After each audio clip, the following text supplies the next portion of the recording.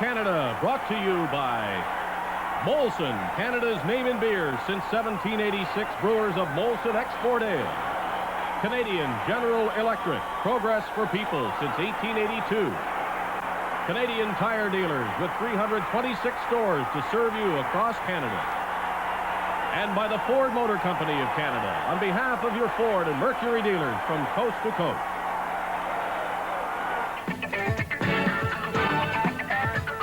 Tomorrow, the major concern in the province of Quebec is a provincial election. But leading up to that, there's plenty of time for interest in hockey, as was the case last night at the Quebec Coliseum. The Nordiques winning to stay alive in this first-round series against Philadelphia. And that was the winning goal by Michel Goulet at 9:48 of the third period.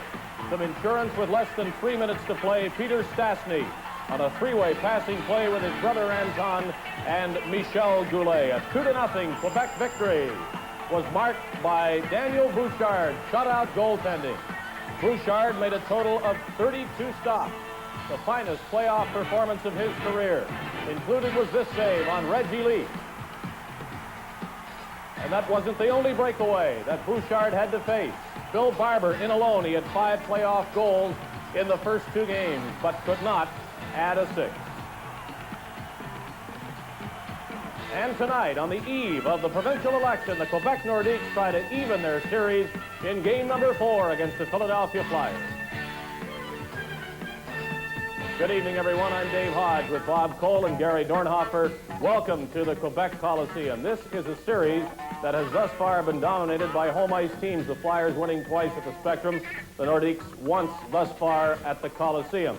But it's been 2 different series as far as the different sites are concerned, because the Flyers won 2 high-scoring affairs, 6-4 and 8-5, and back here, the 2-0 game, the highlights of which you have just seen. This is a strange playoff year when you think that the Quebec Nordiques are the only team in Eastern Canada still capable of winning the Stanley Cup. And the Nordiques are alive longer than the Montreal Canadiens. It still requires some time to sink in here and perhaps everywhere in Canada. But this is the series now that all Canada is looking at to find out if the Nordiques can pull an upset similar to the one the Edmonton Oilers pulled on the Montreal Canadiens. The Nordiques tonight have injury problems, and to detail those, let's go to the booth and Bob Cole and Gary Dornhofer. Thank you, David. Good evening, everybody. Gary Dornhofer. We've got ourselves some kind of a situation here. This building, the Quebec Coliseum, holds a little over 15,000. I don't have to tell you it's sold out tonight. You cannot hear your ears. The game has not even started yet. It's hockey excitement, Gary. It certainly is, and you know, the injuries are going to play a very important part in this hockey game tonight. The Nordiques especially, you know, losing that veteran Andre Dupont, they need him back on defense. And also, Cloutier got hurt in that crash against the boards, and one of their top scorers, 32 goals in the regular season, Michel Goulet. He's gone. He was a doubtful starter up until a few minutes ago, and we've just got word now, you're right, that Goulet will not be playing.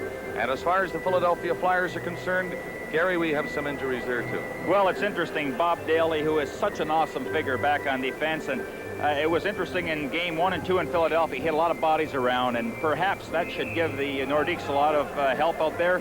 Reggie Leach, a surprise guy. He hasn't got a point in this series. He has also been scratched by Pat Quinn. But the Philadelphia Flyers, as we all know, have a formidable lineup. The Quebec Nordiques have the Stashnys and Daniel Bouchard.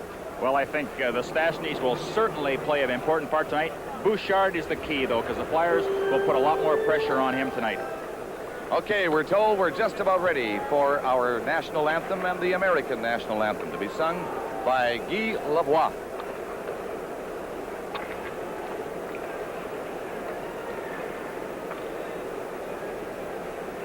Mesdames, Mesdemoiselles, Messieurs, veuillez s'il vous plaît vous lever pour l'interprétation des hymnes nationaux par le député du Nord québécois, M. Guy Lavoie, accompagné alors par M. Jean-Yves Hamel.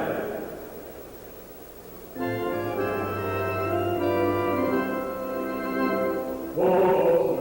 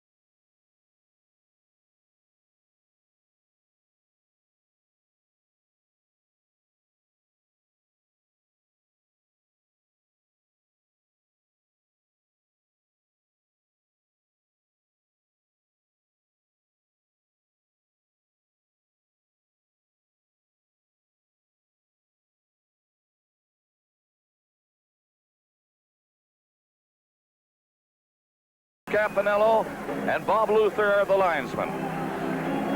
The goaltenders tonight, Rick St. Croix, or St. Croix, for the Philadelphia Flyers, and Dan Bouchard for the Quebec Nordiques. Well, while the country is still reeling from the Edmonton Oilers' upset over the Canadiens in this preliminary round, we have maybe another upset in the making here in Quebec City. Philadelphia leads the series 2-1. So here now is game 4. Puck is dropped in, and Linsman, who's on with Prop and Holmgren, clear it into the Quebec. They score! You can't believe this. After 7 seconds of play, a soft shot off the boards. Bouchard stopped it, went off his stick, and behind him, 1-0 Philadelphia. What's happening, Gary? That may just be the break that the Flyers need. A funny bounce off the boards, off the stick of Dan Bouchard, through his legs into net.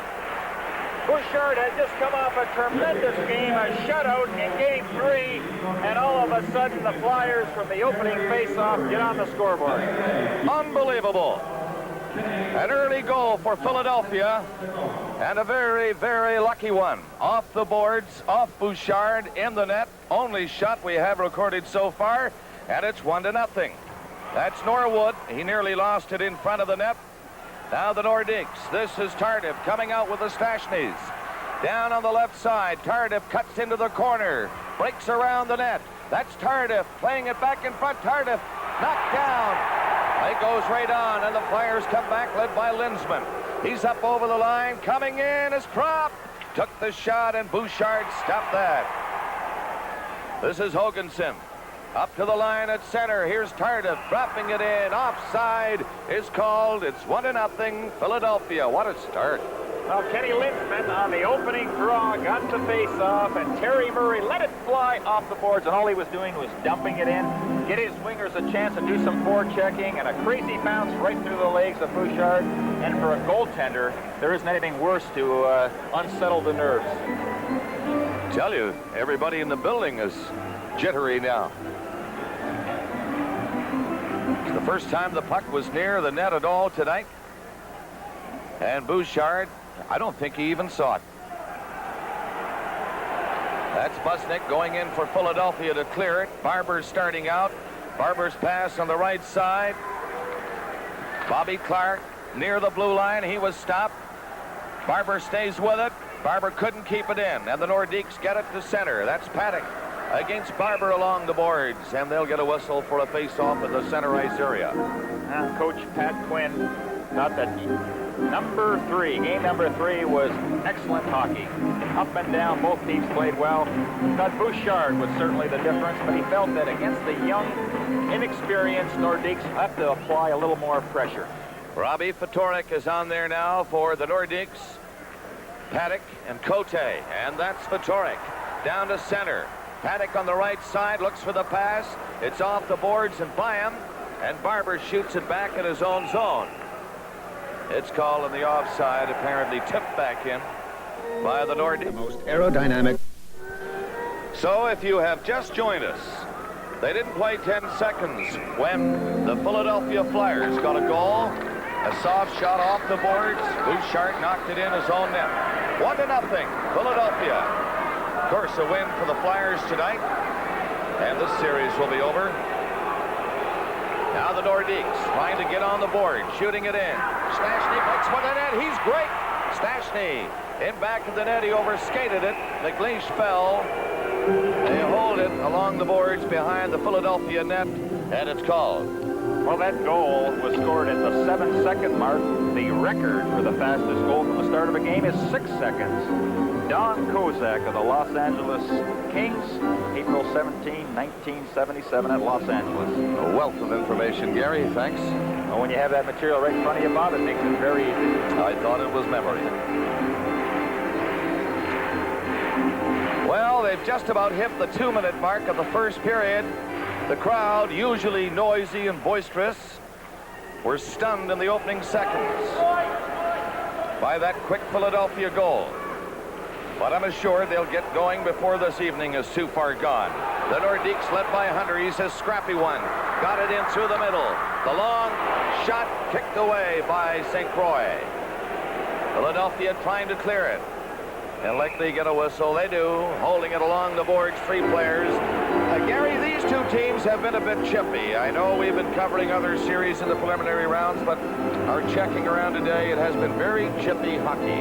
You just wonder when something is going to explode out there. And of course, we had talked to referee Bruce Hood along with his 2 linesmen, and they assured us that wouldn't happen tonight.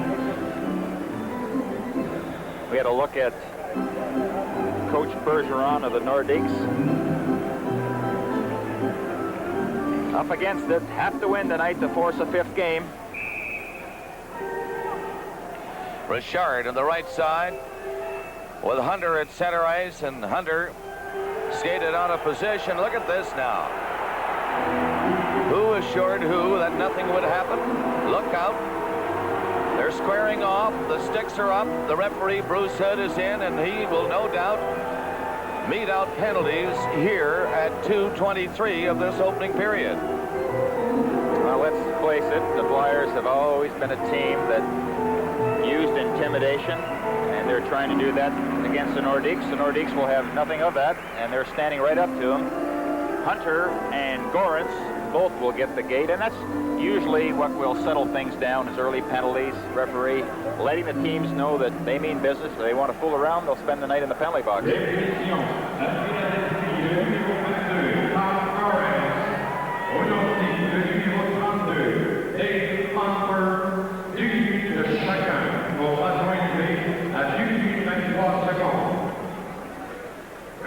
So Tom Gorence and Dave Hunter will both get the gate.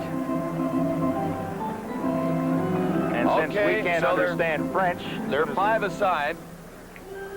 As soon as we get the penalty call, we will pass it on.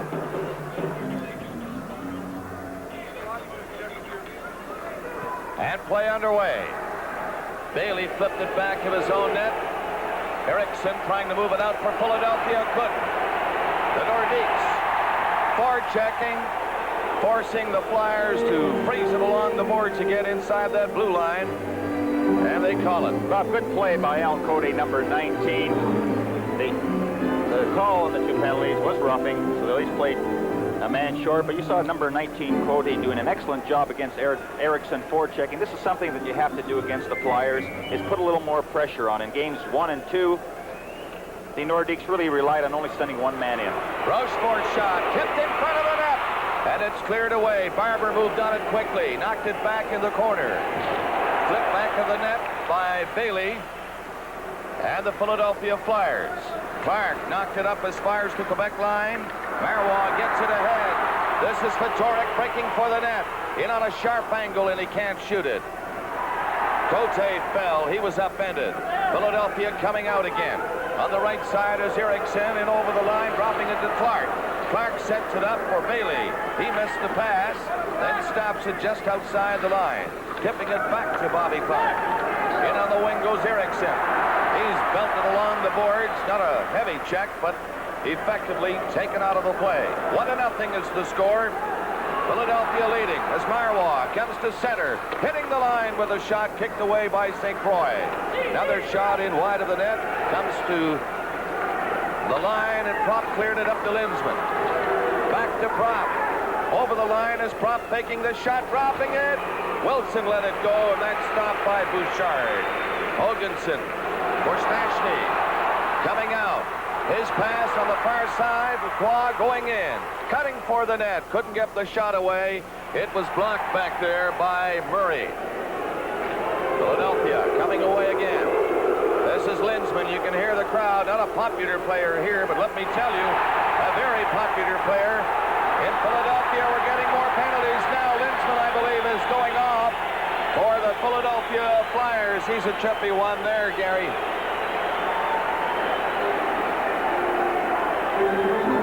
He had the stick up in Lindsman had the stick up in Stastny's face, and referee Bruce Hood was right there, and there will be a call. And Stastny it's a double penalty. Yep. Stastny also will get the gate. Tonight's Stanley Cup playoff game is coming to you from the Coliseum in Quebec City.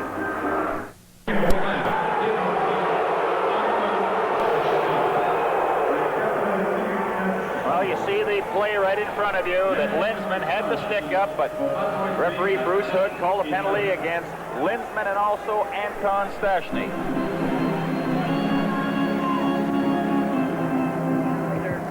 So from the draw, Wilson near the Quebec line gets it back, and it's relayed into him. Over here for Bridgman. He left it near the line, and it was broken up, taken away from Murray. He just waited too long. Now Murray has to go back in his own zone for Philadelphia. Laid it up near the blue line, and Bridgman carries on for the Flyers. Coming in is Gorence on the wing. That's knocked in back to the net. Played out near the blue line and knocked to the corner again. I'll tell you, they're really belting each other out of the play. But Wilson was bodying along the boards Hoganson, and I guess, Gary, the Stashnys are fair game. Well, the Flyers are certainly trying to attack that area. Wilson was called on the roughing penalty. You'll see it right along the boards. He just puts his fist right into the Nordique player. Richard, and he will get the gate. The penalties to Lindsman and Anton Stashny were for high sticking. Wilson roughing. So Bruce Hood cracking down in the early going of this hockey game. It's 1-0. Philadelphia, they got a goal at the 7-second mark. And we've seen some lucky goals, so have you, Gary, along the playoff trail this year, but that has to be number one, that one. Certainly was, and the Nordiques will be on the power play playing 4 against 3. So Quebec will have an opportunity now with that extra man. That's Fatorik with it. Stashny coming out. This is the smooth one. Peter Stashny coming in. Stops, takes a look, gives it to Norwood. Norwood gets set, played it the other way, along the line. Norwood gets back into position in the slot. And now he's ready with it. Norwood winds up, doesn't shoot it. Richard does. Put it right on, and St. Croix jammed the pads on it, and he held it. Peter Stashny was moved out of the crease rather quickly. Norwood was pushed aside. It's going to be that kind of a hockey game, but Richard let a good shot go, and Stashny tried the screen in a different way. All he did was skate in front of Rick St. Croix, trying for the screen, and St. Croix ended up with a puck between his pads. You'll see it coming up now on the power play, trying to set up. You see Stashny to the side of the net. Now, once that shot is going at the net, Stashny will try to get that position and actually lets the puck go right through his legs. Bob Cole with Gary Dornhofer at the Quebec Coliseum. The Flyers leading the series 2-1, and in this game 1-0. Quebec on the power play. That's Richard. Richard stops near the point. Took a drive. Nice save. It's knocked away. Vance won a goal badly. Norwood doesn't shoot it. He was in great position. Decides to handle it a bit more. In for Stashny. Back to him. Norwood takes a look for Richard. Now he gets set. Throws it into the corner. Back to Norwood. Over to Richard. Richard into Stashny. In too deep. He can't shoot it. Philadelphia doing a great job, but now Richard handling it near the line. Richard gets it back to Norwood. Shooting. That's blocked. Stashny went after it. Nearly set up a breakaway to Bridgman. Here comes Richard. And they knock it down. They score. Roddy Fatorik, captain of the Nordiques.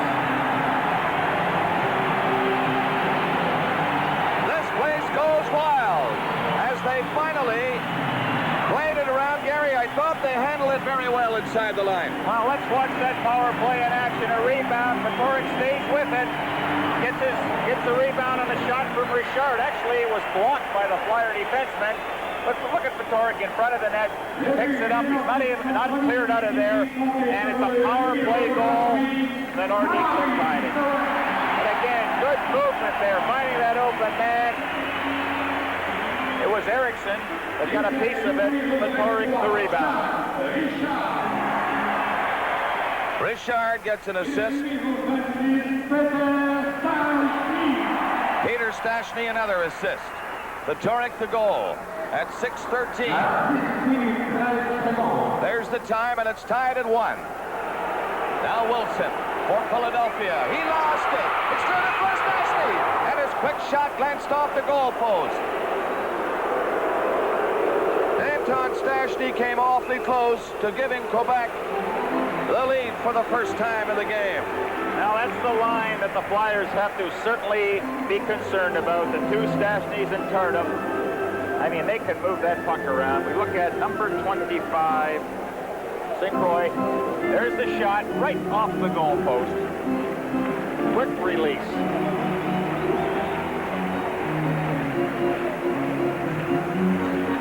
So, face-off just outside the Philadelphia line. The score tied at 1. Bob, the matchup in Philadelphia was Bridgman's line, along with Gorence and Hill checking Stastny's line. Of course, tonight it's a little different situation because Bergeron has the last change. So a big responsibility for Lindsman, Holmgren, and Propp. They've been pitted against the Stashnys and Tardif. Now here is something else we've been told by the officials, at least in this series, quite often, sometimes, quite often, take that how you wish, they do litter the ice. Now we have our first delay in this opening period as somebody has thrown something out onto the ice into that big circle to the left of Rick St. Croix. So the attendants are called out to clean it up, and we'll get it going very shortly. We have a moment here, Gary. I'd like to remind our viewers that we do have a special report on Canada's 4-3 win over Finland today in Stockholm, Sweden, in the first game of the World Championships. So that's a big, big win for Canada. We're also told that Larry Robinson, Guy Lafleur, and Tony Esposito left Montreal today just before we boarded an aircraft to Montreal to come here to Quebec City. They were going over to join Team Canada. And we'll have a special report on our second intermission of this hockey game tonight. This score is tied at 1, nearing the 7-minute mark of the opening period. Tardif left it there. Stastny rolled it through the middle. Holmgren takes over. Took it from Lacroix. Coming in is Lindsman. He dropped it over back of the net. Cleared into the corner to the right of Bouchard. Quebec having difficulty moving it out. Lacroix shoots it on the boards. He was bumped back there. Back of the net. There's a shot through the crease. Now Stastny. Anton Stastny got in front of his own net. Bouchard grabbed it, then threw it in back of the net for Hoganson. Here he comes. Hoganson on the boards to Stastny. It didn't work. Philadelphia's Lindsman gets set. Didn't shoot it. Now Lacroix went over after him and bumped him back to the net. It comes right in front. Wilson scores. Ben Wilson grabbing the pass, and nobody in front of Bouchard, and it's 2-1 Philadelphia. Now there's the good Flyer pressure, taking advantage of a giveaway, and Ben Wilson, number 3, from his left point position. Oh, what a responsibility for the forwards when they're watching your point man.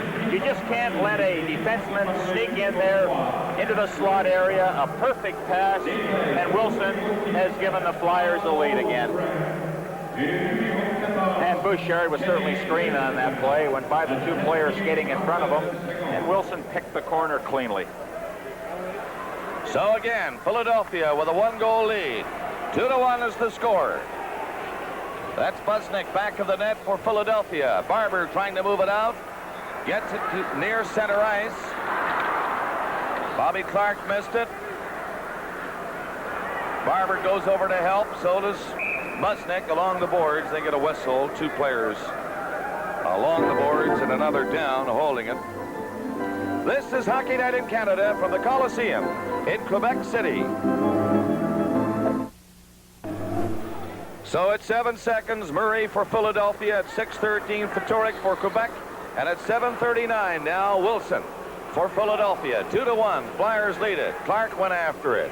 It's knocked away from Bobby Clark by Fatorik. Philadelphia regaining it out to Barber. In on the right side. Clark comes in front. Clark rolled it right in on the net, and Bouchard just decides to hang on to it. No further play. is number 8 on the Philadelphia defense. And he's playing along with Bailey. See, Barber already with 5 goals in this series, the hat trick in game number 2. But they have Kerr playing the right wing, taking the place of Reggie Leach. Talking to him before the game, he said, I've got to get out of this slump I'm in, and I'm going to pop some home. Of course, that wasn't the case. Coach Pat Quinn decided to scratch him, and Kerr is in there. From the draw, Quebec trying to organize, but against Bobby Clark's forechecking, that is not easy. Rochefort was stopped by Clark. Barber knocked it down at the line. Kerr went in after it. It just skipped by him back of the Quebec net. Now Paddock tipped it out to the center ice area. Bailey flipped one over for Erickson. Again, Barber comes in with Clark. Into the corner goes Cote around his own net for Quebec. Played it up across the line to the center ice area, and Bailey flipped it over again. Erickson coming in. Got in front, couldn't get the pass. Here's Barber after it. Kicked away by Bouchard, and the Nordiques forced to shoot it out. They gave it away to Kerr. He left it. It's tipped into the zone by Flockhart. And the Nordiques come right back again. Vettori, long shot. St. Croix, no trouble.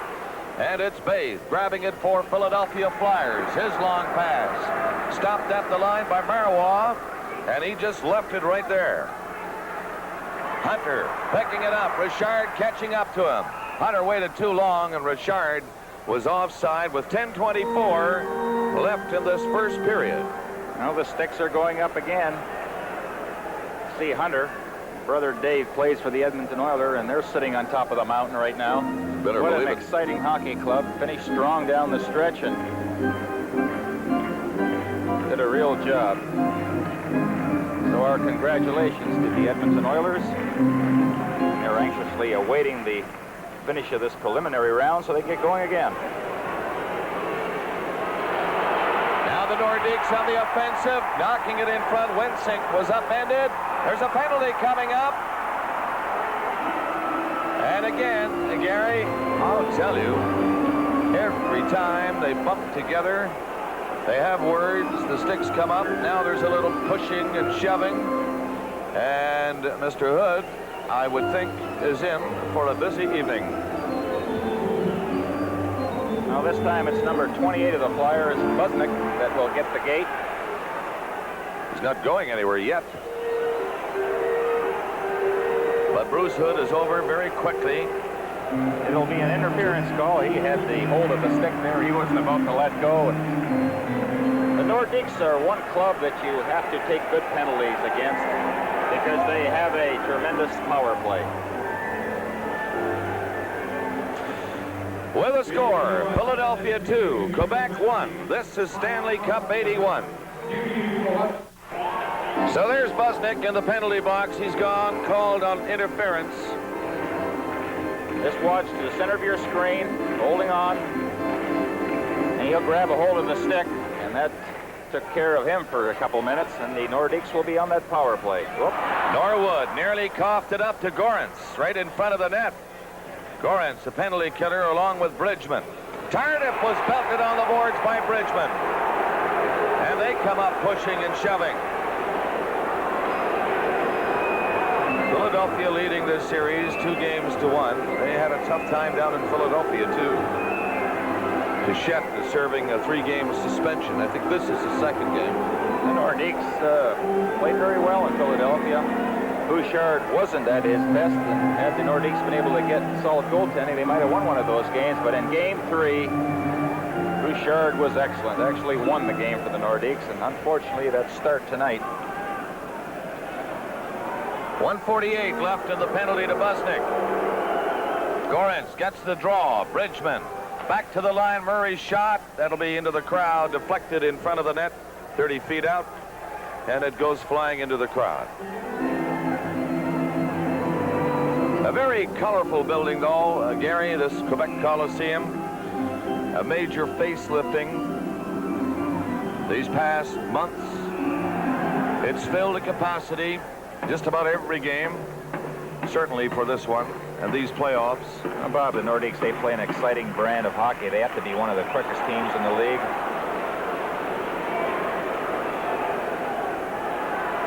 Now the play comes out along the line, and Stastny comes to center. Peter Stastny rolled it in. He tried to hit Tardif, and it was blocked. Stastny steals it again. Look at him go. Stastny, a beauty to watch, into Tardif, into the corner. Over for Anton Stastny. He was stopped. Wilson took it away from him. Then it was knocked down outside the line by Fatorik. Peter Stastny to Fatorik. Good play. He dropped it back. Tardif gets set. Peter Stastny. Near the line is Norwood. Will he get it? Yes, he does. Norwood gets ready. Played it into Anton. They set it up again, looking for that one chance. The pass. Fatorik couldn't handle it, and the Flyers shoot it down the ice. 50 seconds left in Busnick's penalty. Norwood starting out. Getting the line is Stastny to center. He was stopped by Barber coming in. Barber nearly broke through, but Fatorik made a good defensive move to stop that rush by Barber. There's Clark for checking. It's 2-1, Philadelphia leading. 30 seconds left in the Busnick penalty. Quebec, another shot at it now. They go to center. Peter Stastny gets in front of the net. Anton Stastny gets a great chance, centered it, and Clark was there to whip it away and down the ice. The Nordiques come close. These Stashnys are marvelous to watch. Here's Marois from center. Hooked a line, long one in, and there's Bathe after it. He flipped it ahead on the right side. Bobby Clark gets it to center. Marois again, dropped it to Rochefort. Rochefort on this open side. The Flyers break it up, and the penalty is over now. Philadelphia at full strength. 8 minutes left in this opening period. It's 2-1, Philadelphia leading. Here's Richard. He was stopped. The Flyers forechecking well. Linsman gets it back. Propp took a drive. That was stopped by Richard, and he's away around the net. He'll have to do it a second time. Comes in Propp this time. Dangerously close to Linsman. Now Rochefort. Up the center to Hunter. Hunter to Richard. He didn't see the pass. And the Flyers take it again. 7.5 minutes left in the first period. 2-1 the score. Philadelphia. And here they come again. Linsman in on the right side, and Holmgren was stopped. Good play by Rochefort. But there's Linsman again. Tried to set up Ben Wilson, who was coming in. There's a drive. And that one was wide by Propp to the far side. Back for the Nordiques. 3 of them go up. Up across the line. It's cleared in. Wide of the net. Winsink couldn't handle it. Just slides too far. And St. Croix grabbed it. Again, pushing, shoving. The sticks up high. Nothing developing this time. I do not believe, at least to this point. I think from the Nordiques standpoint, they know the Flyers are going to do this. They have to keep their cool, make sure they don't get the penalties. If the Flyers want to do it, they will be penalized, and that's when you take advantage of the puck. What are you supposed to do, Gary? You get pushed around, a high stick, this, that, walk away, I guess. If you can. That's what the Nordiques are doing to this point. If you can draw a penalty and take a little high stick or an elbow, it's worth it, because you're going to get that opportunity in the power play. Hockey Night in Canada will continue in a moment. We have an out-of-town score. The LA Kings, facing elimination, are behind the New York Rangers right now, Madison Square Garden. A goal by Duguay and Nethery, and 1 goal for LA by Carrion. 2-1 Rangers over LA in the first period. 2-1 in the first period here at Quebec Coliseum. Philadelphia leading. Puck goes flying high. Winsink couldn't knock it down. And the Flyers shoot it down the ice. This time it'll be icing. Johnson goes back. Icing called against Philadelphia. Gary, I'm going to ask you. You mean in the days that you people were playing in Philadelphia for Stanley Cups, were you ever told that tonight is intimidation time? Here we go. This is a soft team. Let's get them. Well, there's different ways of intimidation, Bob. You can do it by muscle. You can do it by speed. You know, in our days, we had a big hockey club. You did it by muscle. A tough hockey club. We did it by muscle. We couldn't skate with some of those fast teams. How about this Philadelphia team? I guess a combination of muscle and speed. They have some speedsters. Yes, they do, and I think this is a tougher hockey club than what we had. But you don't have to resort to the stick work. That's the only stuff that you have to stay away from. There's Richard centering it. Flipped up along the boards by Claxon. Johnson lost a chance. Another chance for Johnson. That was knocked down in front. Along the board, sticks go up again over there as two players fall to the ice. Back of the net, Bathe for Philadelphia. Bathe's got it along the boards and out to center ice. And this is Bridgman coming in. Bridgman in front. They score! Beautiful play by Bridgman. And the pass right in front. And Gorance had little difficulty. Well, it all started at the blue line of the Philadelphia Flyers when Claxon took a gamble. The puck went right over his stick, and that resulted in a 2-on-1 break.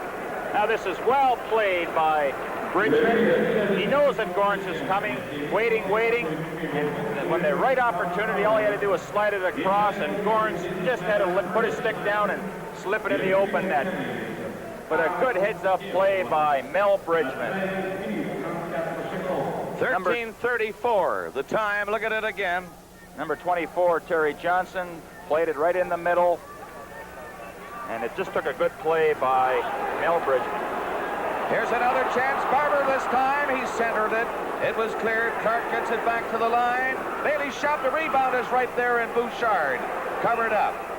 The Nordiques in a little bit of trouble now. It's called for a face-off in the Quebec zone.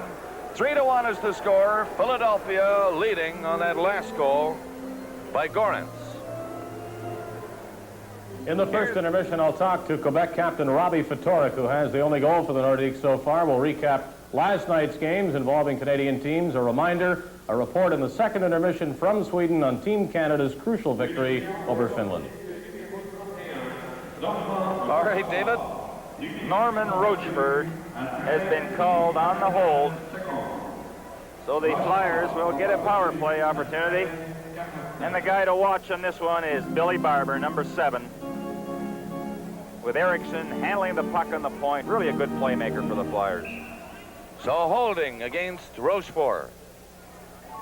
3-1 Philadelphia. And now a power play. Croft gets it over. Erickson on the boards. In back of the net. Clark comes in to help. Clark digging for it. It's on this side. Philadelphia still in control. Kerr got it back. Barber had it go off his skate. And Ftorek just from center ice faked the shot. Flipped it through to Cote. Ftorek coming up. Barber got it to the line. Knocked down by Marois. And Bobby Clark is covering up. Marois sent flying. And the fans calling for a penalty, but the play goes right on as Kerr dropped it back in his own zone. Barber lining it up. Play to Bobby Clark at center. Clark and Erickson come up over the line. Clark gets set. Nobody touching him. Clark is moving it around near the blue line. Takes a look back for Erickson. Erickson faked the shot. Decides to give it to Clark again. To Erickson. At the line is Erickson. Had it knocked off his stick. Back down the ice. Barber comes back on side. Just in time, he tipped it up the blue line into the corner. Hoganson knocked it away. It's not out. Now it is, as they slash it down the ice. Well, we've seen some real strange bounces from the glass and the boards here, especially when you're shooting along the board. So I think both teams have to be very careful of that. 4:50 left of the period and 40 seconds in the penalty to Rochefort. This is Linsman, stopped up the line by Marois. Flyers continue on, though, and shoot it in. Ben Wilson coming in for it. Didn't get a chance.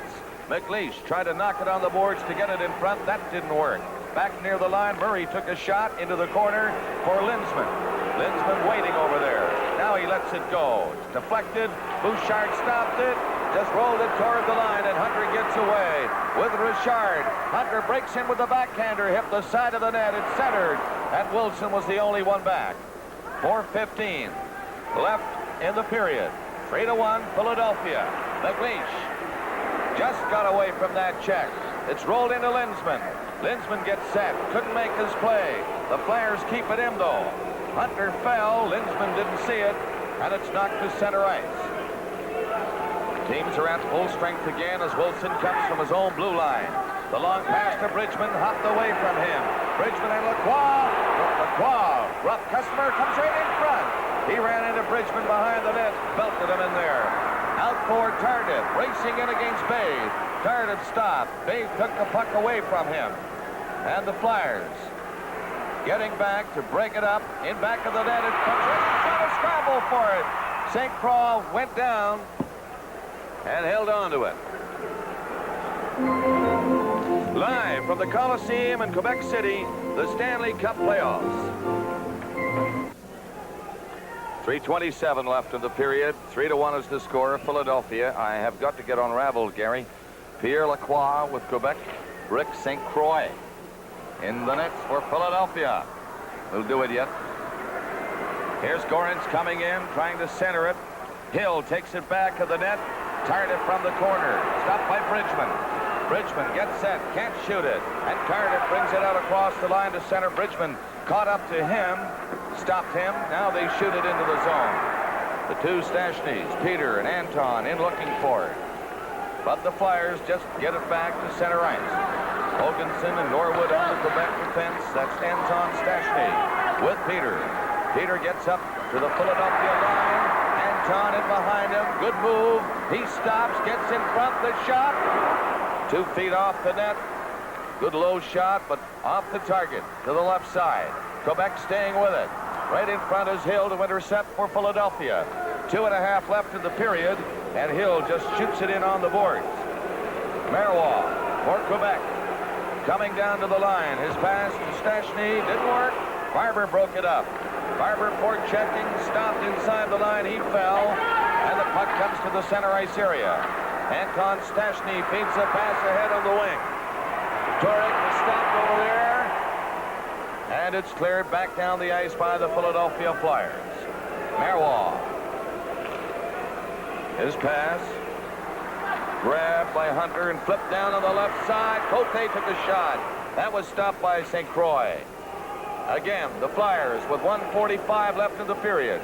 Get it up to center, and Marois just left it for Hoganson. Gets it back again to Hoganson. Hitting the line. The play goes down to the left side, and Cote along the boards. Got away from Eriksson. No, he did not. Eriksson just turned around and then swiped it out to center ice. 1.5 minutes left in the period. Here's Norwood for Quebec. Left it there. It's cleared to Turek. Tipped down the ice, and it went over the boards at the bench at the far side, and it's called. This Stanley Cup playoff game is coming to you from the Coliseum in Quebec City. It's 3-1, Philadelphia leading, 1:15 left in the period. On the boards, it's cleared to Stashny to center, in with Tardif. Tardif going for the net. Got it back in front, and Wilson was there to pick it up for Philadelphia. And now we have 1 minute remaining in this first period. Norwood back to his own line. Rochefort up to Peter Stashny. Richard coming in. Richard breaking for the net. Centered it. And Tardif was too well covered. And the Flyers will just try to hang on to it now along the boards. They couldn't hold it long enough, but they poked it out to center ice. And the Nordiques take it. Rochefort to center. Tardif didn't see the pass, and he was offside.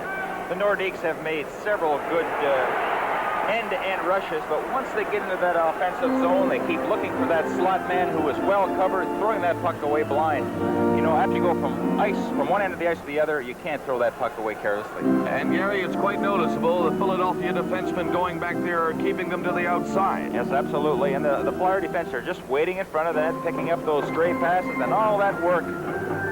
You know, that 200 feet going from one end to the other is wasted, so that little look certainly helps. Well, 36 seconds left in this period.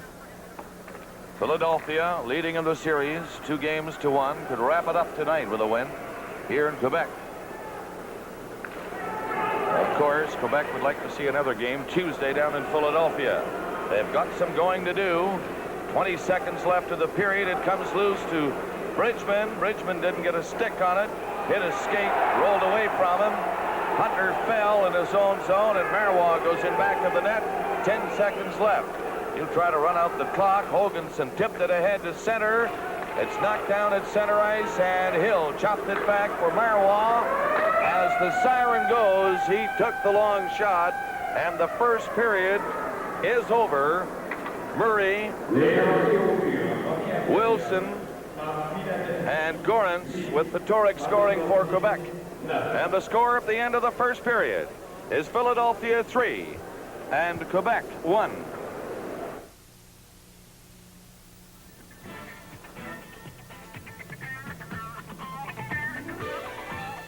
The Flyers scored at the 7-second mark and have gone on to take a 3-1 first period lead. Terry Murray's fluke goal and Wilson and Bridgman after Robbie Fatorik had tied it for a time for the Nordiques. It is 3-1 in favor of the Philadelphia Flyers.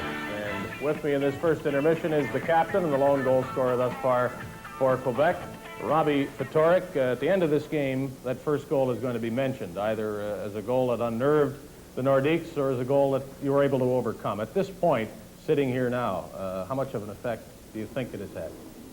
Well, I really didn't see it. It also happened kind of quick, but you know, I think when something like that happens, you got to just bear down and say, all right, we give them one, now we got to go out and get it back and go from there. And I think that's what we all said on the bench. You know, you need to get one goal to win a game anyhow, more than one goal. So we've got our work cut out for us. Well, in fact, you did get the goal back, and then the Flyers got a couple more. This is a strange series in that when the score has been high, Philadelphia has benefited most, and the only low-scoring game thus far, you won. And I think that at the beginning of the series, you'd probably have predicted that it would be the reverse. The Nordiques were the free-skating team, the team that liked to score goals, and the Flyers like to play a bit tighter. Is there any explanation for the fact that it hasn't worked that way? No, I don't think that there really is, or at least I don't have it for you, but I think I was very surprised that we scored so many goals down in Philadelphia and come out without a win. You know, we scored 10 goals down there in 2 games, and when you score that many goals in a visiting team's rink, you should win the game, I think, especially in an important game where you have to play a good defense. And Danny had a little bit of trouble down there, but it's not Danny's fault. It's all of us. There's 19 guys on the team, and we all have to play together. And the game at home, we tightened up our belt strap there a little bit, and we played a lot better, and we benefited from that. Tonight now we went out, and they got one zing right off the bat. Maybe if we would have had a timeout right then and said, okay, let's settle down here and go from there, it may have helped. But I'm sure the coach will tell us to settle down and just chip away, get one. There's 40 minutes left to go. You know, if we were ahead, we'd have to bear down because there's 40 minutes left for them to come back and tie us up. So now we're down. We've got to take our time and go ahead and chip away at them. Games involving the Flyers often seem to include a lot of activity, for lack of a better word, after the whistle. You know it's going to happen. Can you prepare yourself for it in terms of how you will react to it? Obviously to try to avoid penalties that you don't want to take and perhaps to get them to take some that would benefit you. Is there any kind of thing that has to go through your mind knowing you're going to play Philadelphia and that will go on? Well, I think every individual has to do it himself. Myself, I go out there with the idea of getting into a position where they'll have to take a penalty on me. On my goal there, I stood in front of their net and somebody broke his stick across my back, you know, so I figured that they were going to have a delayed penalty on the play as it was, and it didn't happen that way. We fortunately got a goal out of it, which is nice, but I asked the guys on the bench, you know, I asked Alain Cote, who always using the true scoop, I said, was there a delayed call there? And he said, no. I said, geez, I was really surprised at that because you try to get yourself into that position and then control your emotions so that you don't retaliate back, because usually the guy who retaliates back is the guy who's going to get caught, and so you have to discipline yourself not to retaliate back. This is the only series thus far in the first round where home ice has prevailed throughout. For you to prolong the series, it has to happen again. How important is home ice to you? Well, you have to win 3 games, and that means you have to win one on the other team's barn. So it's important right now because this is the game we're in, but Tuesday, if we get there, it won't be that important. Thank you, Robbie Fatorik, very much. The captain of the Quebec Nordiques, who are trailing 3-1. Coming up next, we'll have a recap of last night's first-round playoff games involving Canadian teams. You'll see again Edmonton's triumph over Montreal. Hockey Night in Canada continues in just a moment.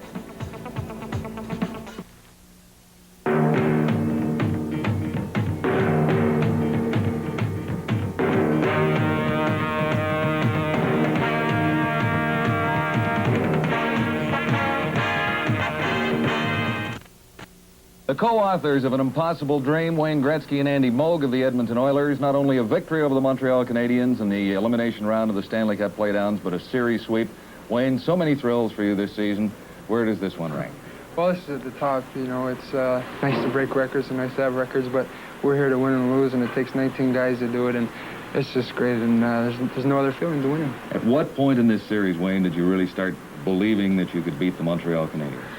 Well, it's first of all, it's an honor to play against Montreal. We expected to play the best team in hockey, and I think they are the best team. And I think we turned it right around when we made it 1-0 in the first game. They tied it up, and about 20 seconds later we scored, made it 2-1. And I think that gave everybody a big boost, and I think that made us believe that we could do what we wanted to do. And we just played their game, skated, got on them, and hit, and forechecked, and of course, Andy played unbelievable. Andy Moog, unbeaten as a Stanley Cup goaltender. Can you believe that one? Well, I didn't have much to do tonight. Defense just shut them right down. They didn't have any good opportunities from about the 10-minute mark of the second period on. Tell me how you feel at this particular point, Eddie. Do you believe it yet? Well, I was just gathering my thoughts in the dressing room, and I'm starting to think about it, and it's a little scary, actually. You seemed so cool out there in the 3 games we did watch. Well, believe me, I'm just screaming inside. Not that cool. 18 other guys, too. Yeah. As you look from here on, gentlemen, how do you feel now going into the next round? Wayne? Well, you know, we prepared ourselves mentally, physically. Glenn did a hell of a job getting us ready for Montreal. You know, we watched a lot of films. We studied their power play, their penalty killing. I think that, you know, we didn't get overconfident, but we knew we had to win every shift, win every period. We didn't lose a period. And whoever we play next series, we have to do the same thing. We have to beat them to the puck, beat them to the corners, forecheck, skate, hit, and win every shift. In conclusion, the game-winning goal by Wayne Gretzky as the Edmonton Oilers go on to victory over the Montreal Canadiens. Gretzky in all by himself and beats Séries, the game winner in a 6-2 Edmonton victory over the Montreal Canadiens in the elimination round. I'm John Wells reporting. The New York Islanders completed an easier than routine sweep of the Toronto Maple Leafs with a 6-1 third game victory at Maple Leaf Gardens. One of the Leafs' problems in this series, there were many, is that the Leafs never scored the first goal of a game nor the second goal of a game, and such was the case in game number 3 when the Islanders brought their road record, the best in the NHL, to the Gardens. The scoring was opened by New York's Wayne Merrick, who did such a great checking job in the first 2 games.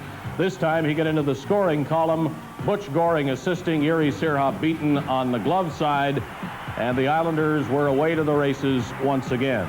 About 3 minutes later, the Islanders were on a power play, and that very often means an Islander goal. This one was scored by Mike Bossy with the whole right side of the ice to himself from center ice, and he got Sirha coming out and put it by him. 2-0 at that point, 5-0 after 1 period, and the Islanders scored their 6th goal in the second period of play, the combination that totally dominated this series. Mike Bossy with the puck now. Brian Trottier will get it, put it in the net for his 6th goal of the series. The Leafs barely managed a goal by Rick Vive and went out in 3 straight. This is Dave Hodge reporting from Toronto. Who said the Calgary Flames choked in the playoffs? They came through with their 3rd straight playoff victory in Chicago, defeating the Chicago Blackhawks in the second overtime period, 5-4. A goal by Willie Plett won it, but before that, a lot happened to tie this game up late in regulation time. Here's a goal by Secord at 17-12 of the 3rd period from Roskowski and Preston. That made it 4-3 with the Flames leading Chicago, but the Hawks came storming back.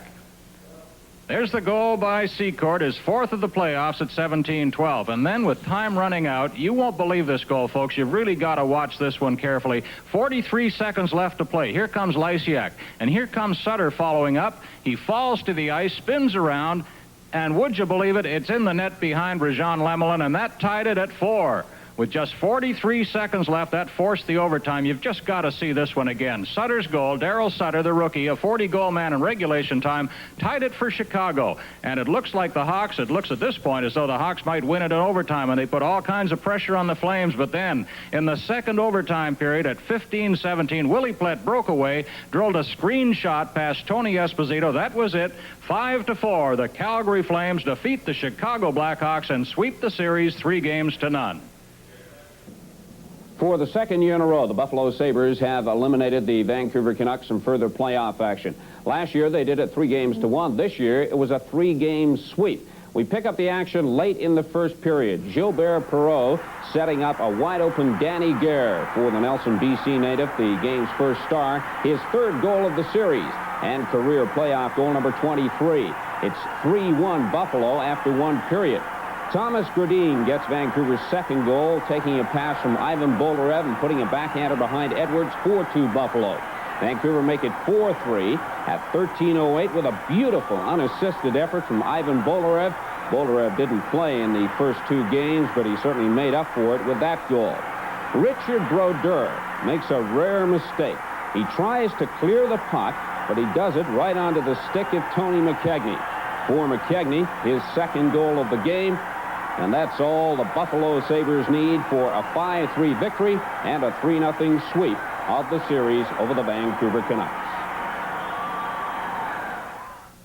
With 5 of the 8 first-round series ending in the minimum of 3 games, 5 teams guaranteed a rest, clubs such as Philadelphia, holding a 2-1 lead, want desperately to avoid a 5th game in their series. And thus far, the Flyers are on their way to doing that. For first period highlights, let's go to the booth.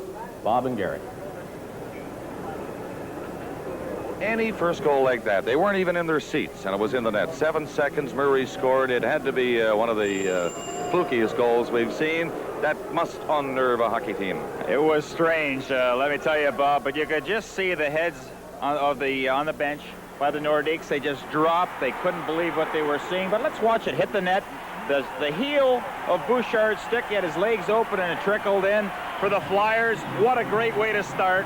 For the Nordiques, oh boy, just instant panic. But you wonder, it just goes to show you when that puck is around that crease area, you just never know what can happen, Bob. But to the credit of the Nordiques, they came back. Something that they've been doing all year on the power play, puck movement. They have talented players out there. Richard will let that shot go. Eriksson will go down to block it. Just gets a piece of it. You notice Robbie Fatorik, not a big person, but a big heart, gets in front of the net, gets the rebound, and that tied the score. But then after that, the Flyers went to work. Well, Wilson and Gorens came back with back-to-back goals. It's 3-1 at the end of the first period. These Philadelphia Flyers are going to be tough to beat. Yes, they are, and I think an area that the Nordiques have to improve on is not give that puck away in the Flyers zone. We'll return with the Stanley Cup playoffs in just a moment.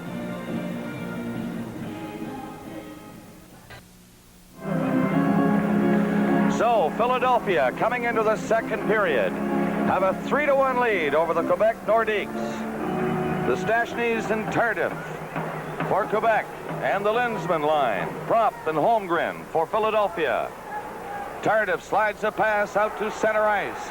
Peter Stachny and Anton Stachny stopped near the line as Wilson stood right up there and cleared it. Lindsman missed it. He just waved at it. Now he gets it back for the shot from the blue line. It was tipped by Norwood, then stopped by Bouchard. The Nordiques, everybody coming back, and the Stachnys lead it again. 3 of them get to center. That's a bad pass. Not often you see that. Norwood ran into Holmgren, and he went flying. Murray over to Wilson. Wilson's pass up to Holmgren coming in. He feeds it in back of the net, and Norwood takes it for the Quebec Nordiques.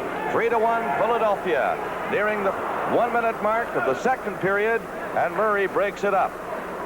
Pass goes harmlessly to center ice. Nordiques coming back to regroup. Tardif looks for it. It goes the other side to the right wing.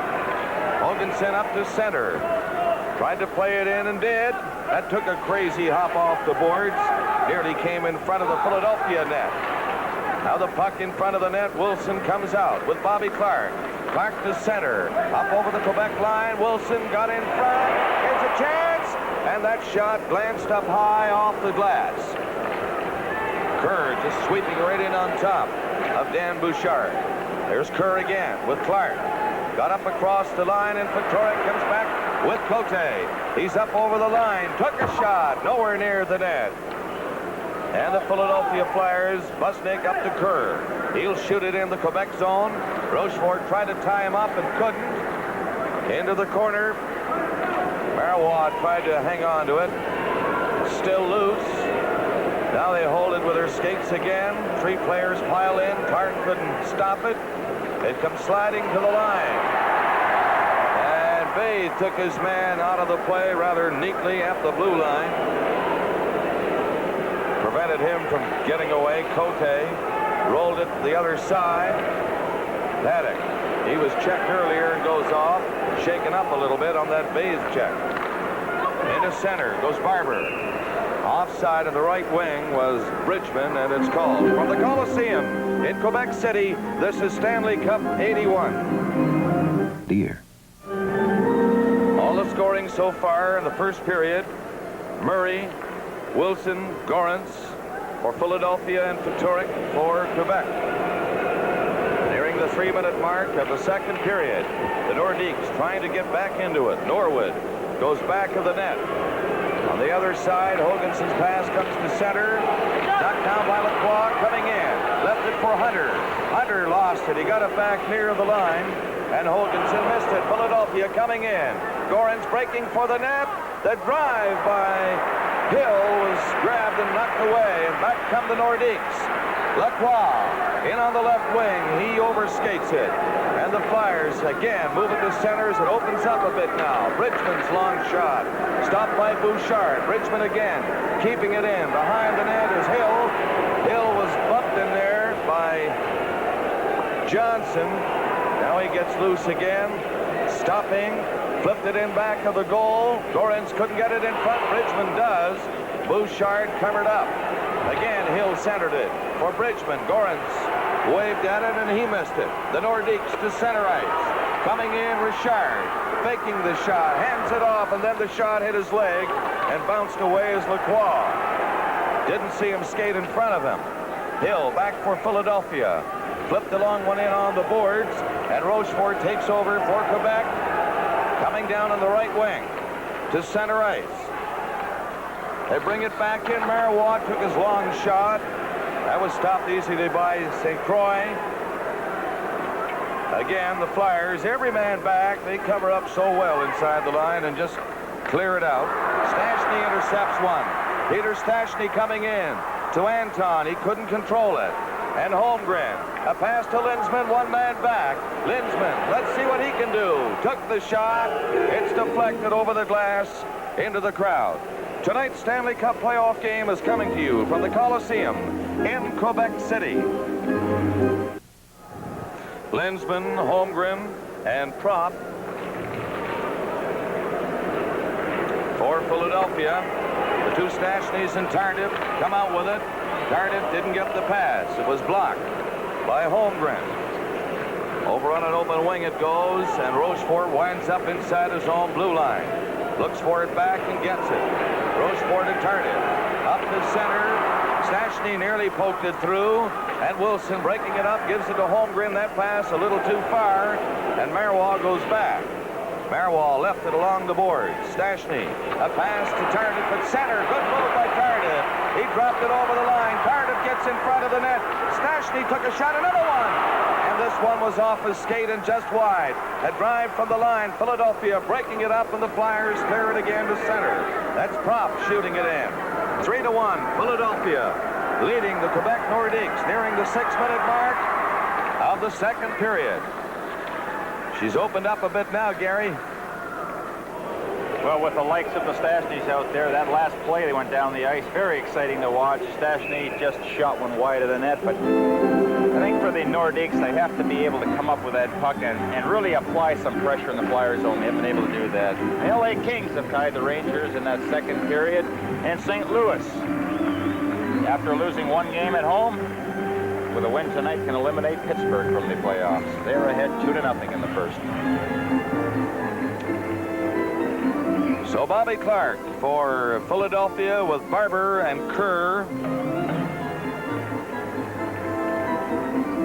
Musnick and Bathe, the two defensemen inside the line. Turek at center ice for Quebec, taking the draw against Clark, and Clark getting the draw to Bathe. The shot hit a leg and bounced back to center. Musnick tried to play it in and did to Kerr, but he was covered by Norwood. Hoganson's pass to center ice. The Nordiques shoot it in, and here's Cote looking for it. Clark tied him up, though. Turek centered it. Paddock didn't see the pass, and Bathe starts Barber away. He was stopped by Turek again. Turek knocking it down. Relentless forechecking by Turek near the Philadelphia line. Paddock keeping it in. Paddock along the boards. Took the shot from a difficult angle. Comes back to Norwood. He played it into Paddock, back of the net. Paddock trying to center, does! And Turek missed the far corner. Marois let it go! And that went off a leg and just wide. Great pressure around St. Croix. Kerr stopped at center, but here comes Bobby Clark. Cote knocked it away from him. Now Barber up over the line with Kerr. Barber shoots! Nice save by Bouchard. Got the skate out. Made it look easy. Barber got in front, but Kerr couldn't set him up. And Turek comes out of his own zone. Slides it up to Marois from center. And his shot, St. Croix, easy save, and it's into the crowd. This is Hockey Night in Canada from the Coliseum in Quebec City. Cole with Gary Dornhofer here in the second period. Gary, nearing the 7-minute mark, 3-1 Philadelphia. Well, the Flyers are using a lot more discipline. They had leads in games 1 and 2 by 2. And the Nordiques came back because of bad penalties, but tonight they have that discipline going for them. There's a shot right on and knocked away. Nordiques looking pretty good on that offensive drive, flipping it around inside the Philadelphia line, but they come up empty. Richard trying to get out of his own zone. A pass to the left side. Lacroix is coming in. His pass hit a skate. The Nordiques recover. That's Hunter sliding it in front. Richard couldn't get near it. Bailey was bumped by Hunter on the way out of his own zone. Hunter, tough customer for the Quebec Nordiques. Not very big, but he's tough. Well, he gets his nose in there, and he's not afraid to take a hit or give one.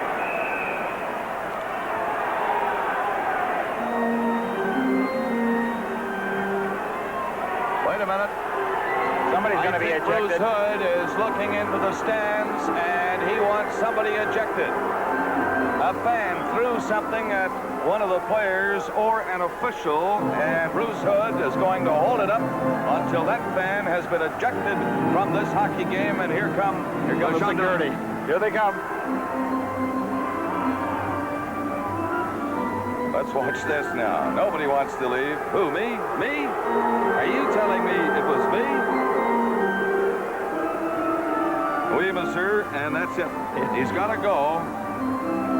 You know, Gary, the referee will hold up the game. Absolutely. When he has decided that that fan must go, that fan must go, or 15,000 will go crazy. Well, we understand that in yesterday's game there were eggs thrown out there, just about everything, and there's no reason for that. In fact, when the Nordiques, if they are going really good in that particular game, it just slows them down. It changes the tempo of the game. But when you're going good, you like to keep that flow going at all times and not have those interferences or those distractions, you know, with times when you have to clean up the ice and things like that.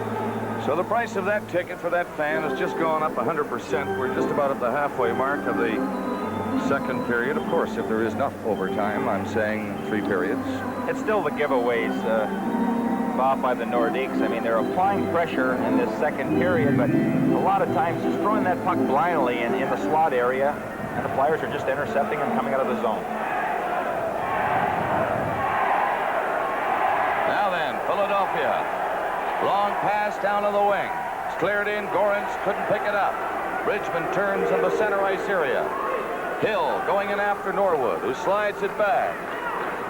It's played out along the boards, and again, Hill, the Flyers, picked it up and shoots it in. Marois is turning. Marois up to Hunter. Here come the Nordiques. Long pass. He tried to hit Lacroix. That failed. And Hill brings it up once more with Bridgman. Across the line, he was bumped by Hunter. Marois on an open wing. No one was there. Richard over on the other side began to break this way and then turned suddenly. Bridgman centers one. Hunter was in front to break it up for Quebec. The Nordiques can't move it out. Norwood went in on the boards against Bridgman. Gorens goes in to help. And they get a whistle for a face-off in the Quebec zone to the left. This has been a strong line for the Flyers. Captain Mel Bridgman, Gorens, and Hill very strong along the boards in the corners. In fact, in that first period with a score 3-1, Mel Bridgman dug a puck out, and Hill had all kinds of time and room to shoot it in the net. Bouchard came up probably with his best save of the game. They played 8:21 of the second period. Philadelphia 3. And the Quebec Nordiques 1. I'm Bob Cole with Gary Dornhofer and Dave Hodge. Bob, you notice that in the offensive zone, Paul Holmgren will take all faceoffs, even though Ken Linsman is the center iceman, a lot stronger than Kenny and also very adept at taking those faceoffs. Well, we'll see, Gary, how successful he is now with a face-off deep in the Quebec zone. Comes back near the line. Okay, but Murray missed it. And it's in the center ice area. Murray to Wilson and back to Murray. Murray coming up to his own line to center. Holmgren going in with prop. And Linsman, Holmgren faked the shot. Knocked away by Rochefort. A good play by the Quebec defenseman. Back for the Nordiques. Cardiff comes in looking for the rebound. It does not come.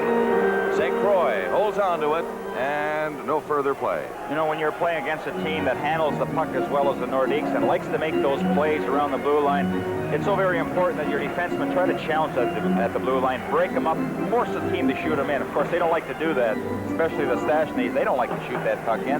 They like that room to carry it and then make those pretty plays. And they do that pretty well. Yes. That's Peter Stastny, number 26. Didn't get the draw this time. Philadelphia taking over. Murray back to the net. Got it out on the boards. It slides down the ice, and Rochefort has to hustle back. He's out there with Hoganson on the Quebec defense. Fanned on it, trying to clear it. Hoganson will go back to the net to pick it up for Quebec and starts away. Gets up to the line. He's at center. Shoots it over on the right wing, and it's broken up again, and the Flyers, Wilson, tipped it up to Linsman. The pass was behind him. Murray poked at it. It goes to Rochefort. Back again to Hoganson. In on the right side for Stastny. Anton Stastny broke his stick, centered it. Knocked away by St. Croix. And Murray shooting it down the ice. Icing will be called if Norwood gets back in time. He does. And icing is called against Philadelphia. With a score, Philadelphia 3 and Quebec 1. This is Stanley Cup 81. Johnson and Marois come on the defense for Quebec. Peturic, Cote, and Paddock. Paddock gets it back to Marois. Took a shot. It's deflected wide of the Philadelphia net. Peturic shot it in back of the net, and Barber has it. With Clark and Kerr coming out. Broken up near the line. Peturic lost it against Bays. Now Busnick for Philadelphia to Kerr. In with Barber. The pass high and behind Bobby Clark, but now Barber knocks it down. He was stopped. Kerr carries on for Clark near the side of the net. He's stopped by Marois. They hold it along the boards in behind the Quebec net, and they get a whistle again. Well, what a performer Bobby Clark has been. This is his 10th season in the playoffs with the Flyers. Just missed the playoffs one time. Leads the Flyers in playoff action. 114 games, 71 assists. Seems like he's been around forever. Only 10 seasons. Glorious 10 years. He slowed down a little bit, but that desire and that willingness to work is still there. Think he ever quits? Now it's going to be a sad day in Philadelphia when he hangs them up. Here's Busnick taking the shot. Clark, so good at the face-offs. What makes him so good, Gary? Well, that's what I believe. It's just his desire to play all the time. Peturic dropped it near the line, and Cote's shot off the net. Peturic goes back to the goal on the other side as Paddock tries to get it to him. Now Peturic goes in to help Paddock. Paddock gets it back near the line. Johnson shoots it. Good 10 feet wide. Marois from the other side. He put it right on. And that was grabbed by Rick St. Croix, and he holds it. Face-off coming up in the Philadelphia zone with 9:23 left in the period. Well, some good work there by John Paddock, who played for the Flyers last year, and the Nordiques got him. But Rick St. Croix, no playoff experience, but he has been solid as a rock. Made some good saves tonight. Bergeron pacing behind the Nordique bench, just waiting for something to happen. Gary, supposing Philadelphia wins this series, how far can Philadelphia Flyers go this year? Well, I still think they need a guy like Bob Daly. He was up visiting us before. That knee problem again. Remember, he had a cartilage removed, and he was back playing. They had him written off for the rest of the season. They have to get the big guy back there. And they've got a chance. For all the marbles? In playoffs, you never know what will happen. You know that, Bob. We've seen too many funny things happen this year. There's Bridgman racing forward against Norwood. Norwood showing some great speed getting back. Good hustle by Norwood. They're offside now at the Quebec line. I'm not calling anymore, I'll tell you that. Upsets around in this preliminary series. I think after our selections in the first, some of the upsets we've seen, we're not going to call anymore. That's it. Why make a fool of ourselves time and time again? The Edmonton Oilers are sitting back out there listening to you now, Gary, and they're laughing. And I guess they are laughing. What a great show they put on. Sather, Gretzky. But they worked hard for it. They worked hard. They deserve it. Yes, indeed. Cinderella team for this year. the Edmonton Oilers. Right here we have Quebec trying to get back into this one against Philadelphia with 8:40 left in the second period, and it's 3-1 Flyers. Quebec Nordiques coming to center. In on the right side, Hunter stops, slides it over. Norwood didn't get a chance to shoot it. Goes in back of the goal. Played ahead by Bailey. Out with Eriksson to center. Eriksson goes in with Gorence shooting it right on. Knocked away. Gorence again. Flipped it back of the net. A penalty coming up against the Quebec Nordiques. A hooking call against the Nordiques. And this penalty, Gary, comes at a tough time with 8 minutes and 15 seconds left in the period. They're down 2 goals and now down a man. Hockey Night in Canada will continue in a moment.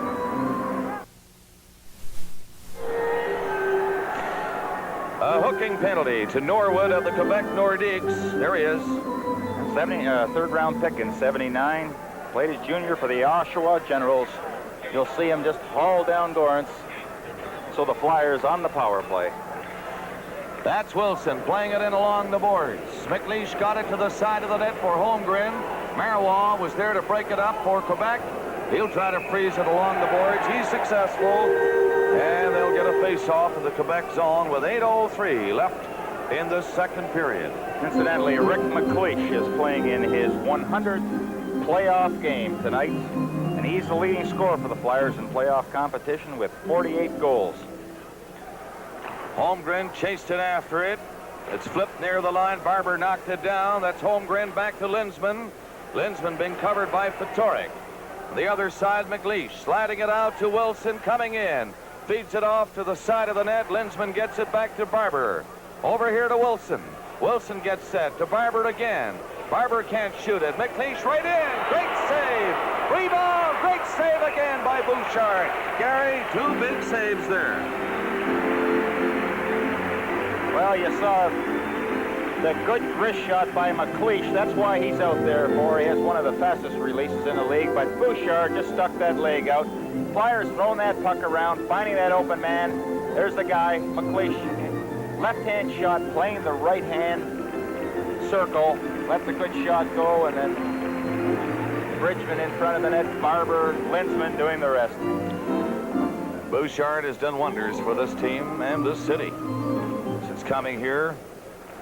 Barber near the blue line with Wilson into McLeish on a difficult angle. He won't shoot it from there. Takes a step or two out near the rim of the circle. Now to Wilson into McLeish again. Looks for the net. Sets it up in front. And it's cleared. Wilson coming in. The drive knocked down. And the Nordiques will move it out of the zone. Hunter got out across the line. Left it there. And then Rochefort shooting it to center with McLeish bringing it in again. McLeish jammed on the boards. It's Linsman trapping and Linsman closing in. Slides it over to Barber. And in front of Linsman, he hit the goal post. And he scores. No. The red light did not go on. It hit the goal post. They're screaming out here, goal, but maybe this one is. No, it's wide. Comes back to Barber. Play still underway. It looked like it was in and out. The fans still buzzing. Here's McLeish. McLeish gets it back. Wilson to McLeish. Sliding it in front again, and Bouchard is there to knock it away. Linsman back of the net, center to McLeish again.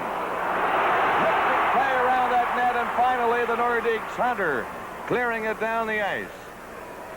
We'll get a chance to see that action for you once again at the other end. The penalty now is over. The Nordiques at full strength. Linsman speeding in. Up across the line, and it's broken up by Richard. He comes right back. Played it in on the wing.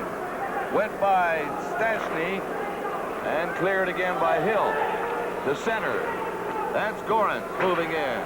He knocked it over in front of Hill and went behind him. Here comes Bathe. He was stopped. Hill shooting it to the corner, and Norwood takes it.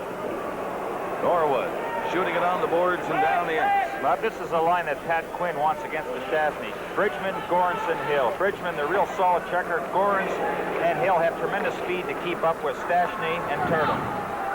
Now they got Richard out there, so they have made that line change. Bridgman shooting it down the ice again. 5:25 left in the period. The Nordiques. Stastny coming in. Anton with it. gets it back to the line. Marois to Anton Stashny. Over here to Johnson. There's the shot, deflected away from the net. Bathe trying to clear it out. Quebec Nordiques applying more pressure now at this point in the second period. It's called live from the Coliseum in Quebec City, the Stanley Cup playoffs. Well, from that scramble down the other way, as you look at Bobby Clark, apparently it hit a Philadelphia defenseman in front of Bouchard, and then it went in behind it, but it did not go in. No goal. A hold open net by McLeish, and he doesn't normally miss shots like that. Kerr in back of the net with Norwood tying him up. Barber has it now for Philadelphia, shooting it the other way. Erickson comes in. He's stopped. Bobby Clark has it. Clark, a high shot, easy save for Bouchard. 4:42 left in the second period. The Nordiques get it out to Anton Stashny. He didn't get too far, and they have to come back to regroup with Barber getting in front. Hoganson leads this one. Up to the line, hitting center. Peter Stashny brings it in. Tried to stick handle through, and the Flyers were back to send Prop away. Prop down with Kerr. Back for Clark. Clark took a shot. That stopped by Richard, and Peter Stashny just fed it in front of his own net. Hoganson to Anton Stashny. Gets up to center. There's Peter bringing it in. He was stopped just inside the line by Wilson. And the Flyers shoot it down the ice. Philadelphia close checking now. Catching up to the Nordiques. Here's a shot by Lindsman that was wide in back of the net. Marois went in for it. He was stopped. Patoric gets it up near the line. Marois missed it a second time back of the net with 3:35 left in the period. Dropped it a shot. That was blocked in front. And it's Marois coming down. On the wing, Cote cutting in front, Marois. And he didn't get the pass. Murray covered up for Philadelphia. Holmgren coming to center with Lindsman and Prop. Lindsman going in. Couldn't get a decent shot away as they checked on him. Now Lindsman again. Rochefort all over him. But Lindsman comes up with it. Still fighting for it. Took a weak shot. And Patoric has it for Anton Stashny. Starting out. Pretty good speed up now as he comes to center. Had it knocked away by Hill. Hill ran into his man Rochefort. Carries on for the net with Gorans. And he fanned on it in front of the goal. Good work by Al Hill. Gorans trying to get it loose now. Can't. Patoric at his own blue line. Lacroix goes down the right side. Missed the pass from Marois with 2:40 left in the period, and icing is called against Quebec. This Stanley Cup playoff game is coming to you from the Coliseum in Quebec City. Bob Cole, Gary Dornhofer, and Dave Hodge at the Coliseum in Quebec City for this game. Philadelphia and Quebec at a must game for Quebec Nordiques. They're trailing 3-1 with 2.5 minutes left in the second period. They're trying to get a goal now, Gary, and get themselves some life. Well, the way things are looking, that next goal becomes so very important, especially for the Flyers. They'll give them that 3-goal cushion. From center, Bathe shoots one in for Philadelphia. That's Norwood back of the net. In the corner, Lacroix, he couldn't get it out. Tried again, failed again. Hoganson goes in to help. Philadelphia now doing some body work for checking inside that Quebec blue line. Lacroix went after it. Here's Bathe, and there's something! And it was deflected in wide off the glass. They keep it in, holding it along the boards, and again, little pushing between Busnick and Tardif at the blue line. Shortly in the second intermission, I'll talk to Bill Barber, the Flyers' leading goal scorer in this playoff year with 5. And we'll have our exclusive report on Canada's World Championship victory over Finland in Sweden earlier today. Gary, isn't that great news out of Sweden today? Yes, it certainly is. And we understand that Guy Lafleur and Robinson, Esposito are on their way out there. Should be there now. They left Montreal this morning. Bob, it's very evident that the Flyers at every opportunity are trying to make contact. Just throw a check or something in the Nordiques, try to slow them down. And if they were not doing that, I'm sure that the Nordiques would have more chances, more scoring chances. just not getting that free ice to wheel in. On occasions they are, but generally the Flyers have them controlled pretty well. 1:50 left in the second period. Peter Stastny missed a chance to get it out of his own zone. Clark going in with Kerr centering it through the crease. There's Barber. He dumped it in front. And Richard gets it up to Tardif. Tardif dropped it back for Richard. To get in across the line offside. Richard couldn't get it away from his skate. Well, there's a guy that really worked during the summer to get himself in shape. Came into shape at training camp, and what a marvelous season he had. You see in the second period now, LA and the Rangers are tied at 3. Pittsburgh has scored, but St. Louis still leading. 2 teams on the brink of elimination. Actually 3 tonight, this one too. 1:33 left in the period. We're in the second. Philadelphia 3, Quebec Nordiques 1. Peter Stastny, Anton Stastny, and Tardif. Not the Stastnys, they're getting a lot of work. They're actually playing on 2 separate lines now. Stastnys were playing with Richard before, now they got Tardif out there. And Clark, Kerr, and Barber, the line against them. Tardif knocked one down. Tardif on the boards.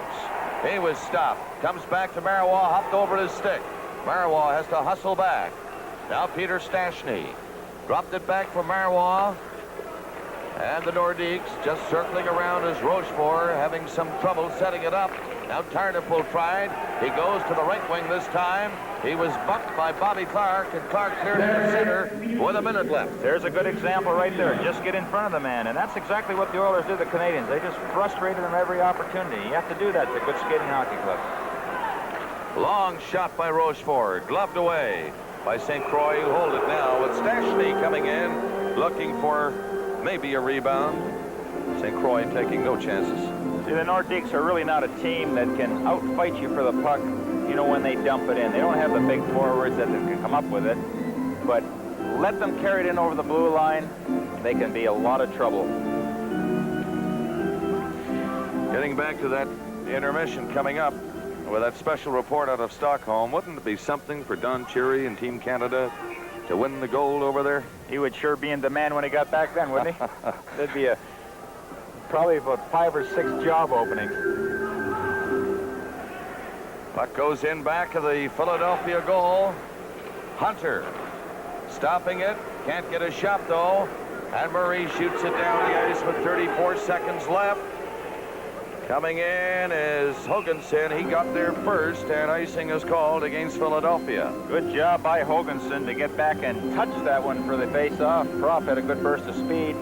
Get another opportunity in the Flyers zone. Listen, I'm not sure if that's a good play by Philadelphia. As Murray shooting it down with only 31 seconds left. It's 3-1. A goal now for Quebec, and well, he had plenty of time just to flop it in the center ice area, and probably had a little bit too much on it. But every time you get that chance for a face-off in the other team's zone, a lot of concentration here on the face-off. But Holmgren is a real good face-off man. Well, we watch Hunter facing off with Holmgren. Hunter gets it back.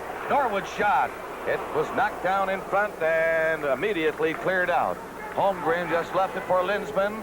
Gets it back. Holmgren on the boards with 20. And Hoganson back of the net for the Quebec Nordiques. Flyers send them up deep. For Cote, the Nordiques offside. And it's called back with only 9 seconds left in the period. I was just saying that Holmgren is a good face-off man, but Hunter was the better one. Yep. That one, good draw by Hunter. Actually, he put Norwood in a pretty good spot for that shot. But it was deflected away from Rick St. Croix. But another ingredient there. Holmgren lost the draw, then he went down to block the shot.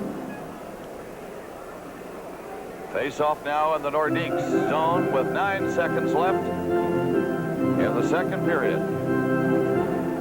Puck is dropped in. The Nordiques will clear it, getting it out to center. 4 seconds left. Hunter can't get time for a shot. There's the siren to end the second period. All the scoring occurring in the first. Murray, Wilson, and Gorentz. At 7 seconds, 7:39 and 13:34, Patoric at 6:17, the Quebec goal. And so the score at the end of the second period, Philadelphia 3 and Quebec 1. Philadelphia Flyers 3 and the Quebec Nordiques 1. The shots on goal over 2 periods, 17 apiece. In that second period, Philadelphia outshooting the Nordiques 9-8. Nordiques outshot Philadelphia, therefore, in the first 9-8. There was no scoring in that second period. All the scoring in the first. Murray, Wilson, and Gorentz for Philadelphia. Patoric for Quebec. And we're talking about the shots, Gary. Only 3 shots from the forwards for Quebec Nordiques in that second period. What's happening? Well, I think that certainly tells a story, Bob. What a good job the Flyers did at checking those forwards. Stayed right with them. When they crisscrossed, they picked up their proper men. They didn't allow any trouble in their own zone. And the Nordiques have to apply some pressure against Rick St. Croix. Make them work. Get guys in front of them. Screen them. Anything to to take his mind off of what's going on there. Just to take that concentration away from him. Out of town, some more scores. Pretty good game going on down in New York tonight. Well, the Rangers, they can do it. 10-3 the other night. You thought they'd romp tonight, but the Kings are playing them tough. Will this be Michel Bergeron's last coaching night? He doesn't want it to end. It's tough, though, when you lose the caliber of players that they've lost. Goulet, DuPont. Those are 2 guys. Another big defenseman that could really help them. But there's no stops barred now. The Nordiques will go right after the Flyers. Press, try to get some shots. I don't think the Flyer defense have really been put to the test of strong forechecking, but the Nordiques, they better do it in this third period. Well, the wingers for Philadelphia have been coming back, and giving the defenseman that big chance to stand up there. More especially keeping the sharpshooters for the Nordiques along the boards and the outside, forcing the bad angle shot. Marois got it to the line. Now the Nordiques have it go down the ice. Bathe will be back first, touches it, and icing is called against Quebec. But you're right, Gary, that first goal against Bouchard at 7 seconds of the first period had to shake him up badly. Yes, it certainly did. You look at Frank Bathe. Flyers picked him up as a free agent in 77. Broke in with Detroit back in 75. He's a hitter, not the best puck carrier in the world, but the guy is really tough behind his blue line. That's the kind of guys you have to force and try to make mistakes. Get on him right away. Holmgren gets the draw, but the Nordiques hop on it quickly, trying to move it out, and they get it across the line to center. Linsman waits for Holmgren to come onside, then shoots it in. Hoganson takes a look, goes behind the net with it. This is Marois, starting from this right side. 200 to the line. Patoric is bodied away from the puck by Busnick. Hunter lost it in the center ice area. Cote got it back. Now Marois comes across center. Hooked a high one in. It bounces into the corner, and Cote centered it. A quick shot was wide to the Philadelphia net. Back for Linsman of the Flyers. Hitting the line, going in with Propp. The trailer pass, and Propp missed it with Hunter taking over. For Marois to Hoganson. Bridgman forechecking. Off the boards behind the net for Hunter. Nice clearing play, gets it up to Patoric. From center, he shoots it in, and the Nordiques change as the play goes on. Nearing the second minute mark in the third period, 3-1 Philadelphia. Barber for Clark. He couldn't come up with it. The Nordiques nearly set it up on a break. It's called in the offside. From the Coliseum in Quebec City, this is Stanley Cup 81. They played a minute and 32 seconds of the third period. Philadelphia 3 and the Quebec Nordiques 1. Bridgman up for Bobby Clark, coming in with Barber on the left side. That's Clark near the line. Set it up for Barber. Barber Bumped in on the boards by Peter Stastny. Now Clark leaves it for Murray. Murray gets in close. Bridgman out near the blue line to Clark. Bobby Clark at a bad angle, doesn't shoot it and cannot. He's spun around. And Anton Stastny missed that long pass. Barber again with Bridgman. Clark goes in front of the net. Barber took the shot. That stopped. It goes bouncing in behind the net to the far side. Clark went in after it. But Norwood takes it back to the net. Now he leaves it. And Tardif comes away. Tardif gets away from Clark to center. Tardif up over the Philadelphia line. And finally, they knock it away from him. The Nordiques have to come back and regroup. Peter Stastny dropped it. And Tardif again circles back to his own zone. Fans getting a little restless as Hoganson played it up, and it goes right back inside the Quebec line. Hoganson has to come back. Now a pass is fed over here to Marois, to Hoganson. Here he is hitting the line, up with Hunter. Hunter gets near the Philadelphia line. It's knocked away by Busnick, out across, and then back inside the Philadelphia line, and that will be offside. Well, the Flyers are still hanging onto that blue line, not allowing the Nordiques to cross over. You know, it's surprising, Bob, that the Nordiques wouldn't use those lively boards. You know, that pass into the corner, have the wingers at full speed, and, you know, a lot of times you can beat a defenseman by using that play, but they just don't do that.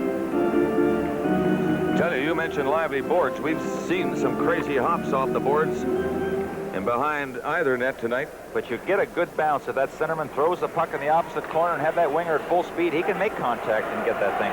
Lacroix was turned around. Here's Richard. There's going to be a penalty. Philadelphia hooking penalty coming up. Lacroix was spun around, sent flying. And Bays, I think it's going off. There he is. Well, they never get a better opportunity than this. 3:11 in this third period. On Frank Bailey was beat. So he hauled him right the hook there, and Frank Bailey will be in the penalty box. That was McQuaid going in over the blue line. The only goal tonight by the Nordiques was scored by Patoric on the power play. And that was at 6:17 of the opening period. All the scoring in this game in the first 20 minutes.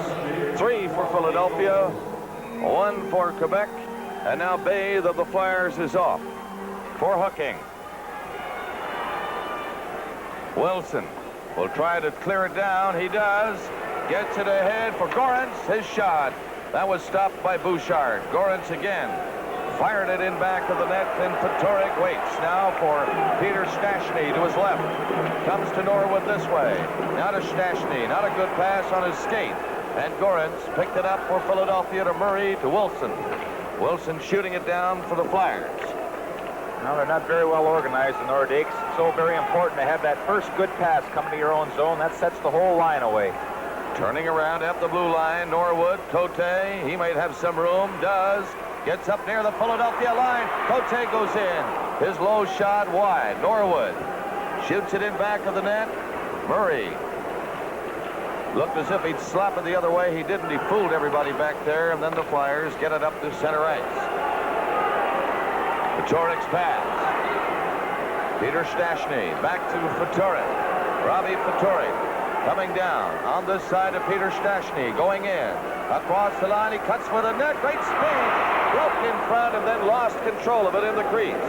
And Bridgman into the center ice area, ragging it with 40 seconds left in the penalty to Bay. Wilson again shoots it into the Quebec zone. You know, they haven't had a shot in this period, the Quebec Nordiques so far. Here's Bobby Clark intercepting. He shoots it into the corner. Tardif went after it, and Patoric brings it up. Left it in front of the net for Tardif. 20 seconds left in the penalty to Bathe of Philadelphia. And Tardif was stopped by Clark. Clark couldn't clear it on the first try, and he stays with it, and down he gets to the center ice. Norwood for Quebec. Into the middle. This is Richard. He left it there. And now the penalty is over. Philadelphia at full strength. Philadelphia 3 and Quebec Nordiques 1, nearing the 6-minute mark of the third period. Holmgren stopping it inside his own line. Richard carries on against Busnick. Richard lost his stick. The Nordiques in control, back of the net. Hunter looks for it. Now he comes in to help. Tardif jabbing at it, but they hold it with their skates. Little pushing and shoving back there. I guess more penalties coming up now. Not too serious so far. Players fell right away. Is that Holmgren down there with Hunter? Holmgren had the puck against the boards, and Hunter was jabbing his stick, trying to break it free, not allow Holmgren to hold it for the face-off. I don't think much developed there. Bruce Hood called the play right away. Maybe no penalties. Tonight's Stanley Cup playoff game is coming to you from the Coliseum in Quebec City. About this time every year, my partner and I head out on our annual cattle drive. Used to get pretty rugged, but now we got this new Ford club wagon.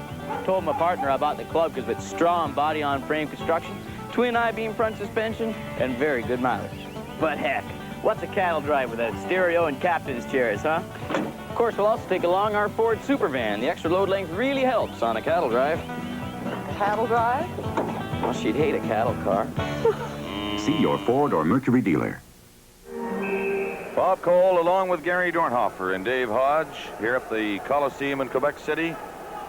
Rather mild affair down behind the Philadelphia net. No penalties handed out. Stastny, and Tardif for Quebec. Holmgren to the line. It's stopped near center, and Marois comes from the Quebec blue line. Across center, he shoots it in. St. Croix out of the net to stop it for Bathe.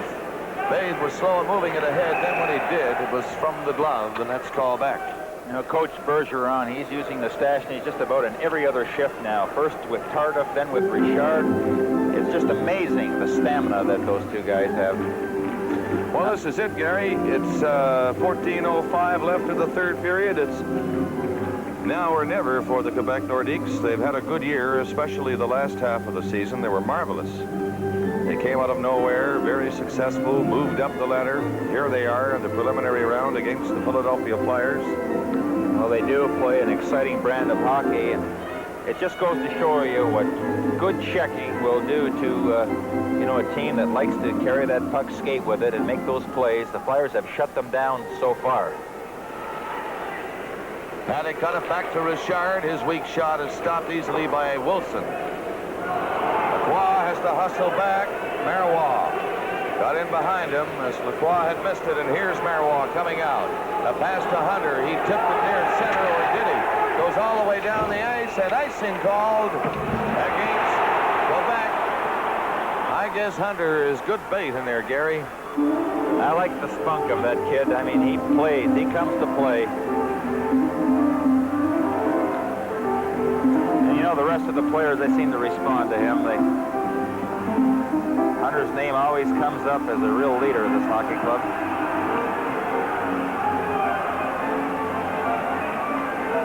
And he was racing down there trying to save that icing call for the Nordiques. They want to get at Hunter, no question about that, but the officials are in there quickly, and they manage to cool them off.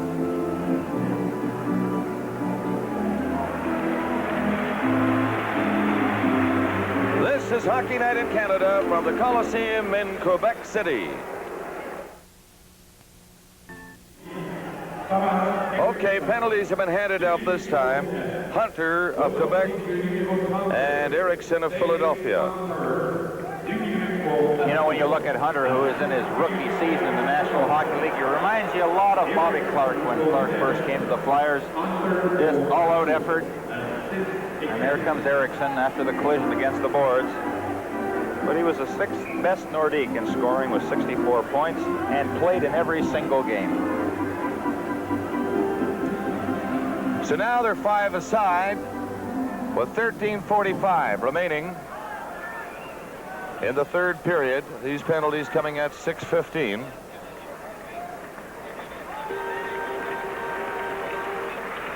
Roughing penalties. And Barber in back of the net. From the corner, Barber looking around. Gets it out near the line. It goes by Wilson down the ice. Patoric going in to watch Wilson. Murray's pass to Clark. Barber with him. Barber couldn't hold it. Rochefort back in his own zone for Hoganson. He gets it up across the line. It's all Philadelphia. They're in complete control. Well, it's very difficult to make plays when as soon as you touch the puck, there's a red or orange shirt right on top of you, and that's what the Flyers have done tonight and been very successful. This is Barber now forechecking with Bobby Clark, who lost his stick, but Barber holds it on the boards with a skate. He was being checked by Hoganson, and they get a whistle. A minute and 22 seconds left in the penalties. 13:06 in the third period. Well, there's a guy that has multi-talent, Bill Barber. 9th season now with playoff action. He's a leading scorer this year with 43 goals. And spread that out. 21 goals. Spectrum, 22 on the road. So this goes to show you that Barber plays well both on home and on the road. It is Eriksson, by the way, of Philadelphia in the penalty box.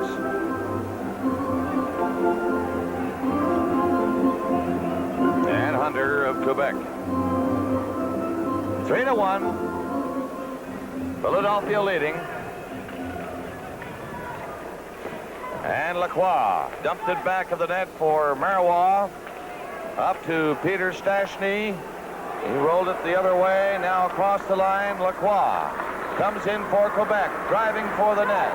Again, kept on the outside of the pass.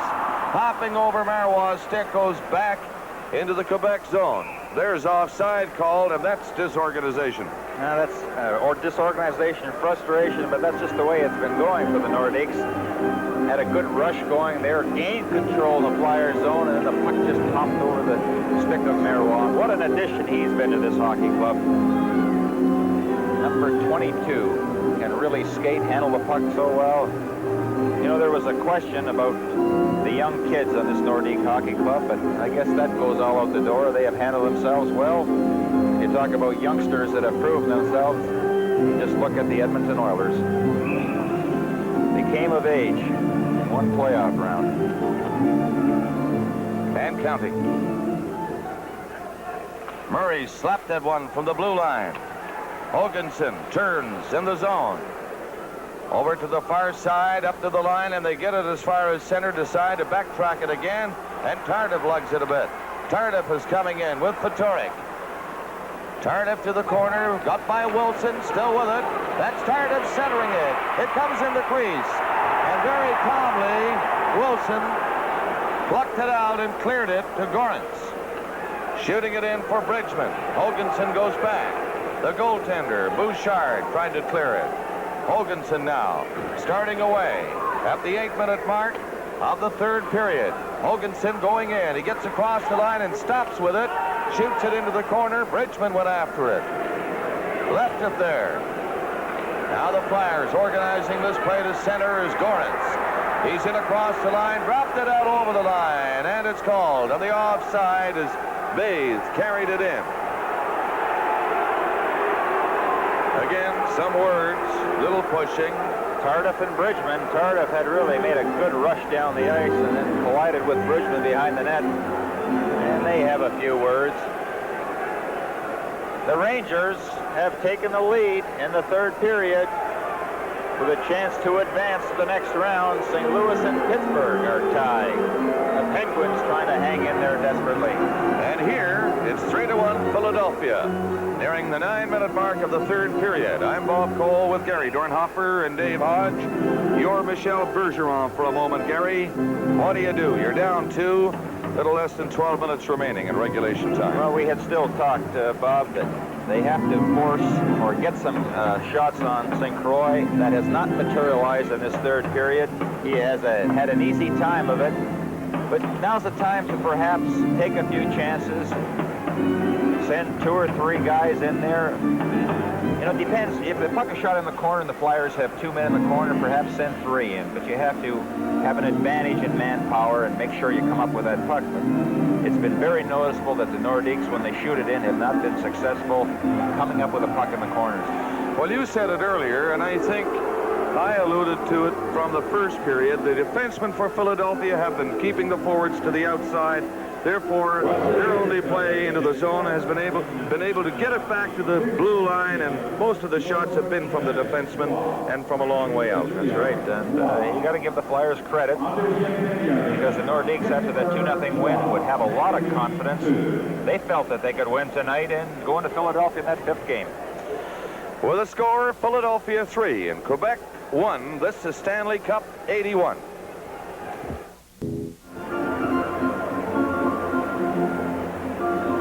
Very sad news to pass along. The death today in Las Vegas. Joe Louis, former world heavyweight champion, died of a heart attack today in Las Vegas. Probably the greatest of all time. For my money, number 1. Won the crown in 1937 from Jimmy Braddock, and went on to defend his crown many, many times. Joe Louis, dead of a heart attack in Las Vegas.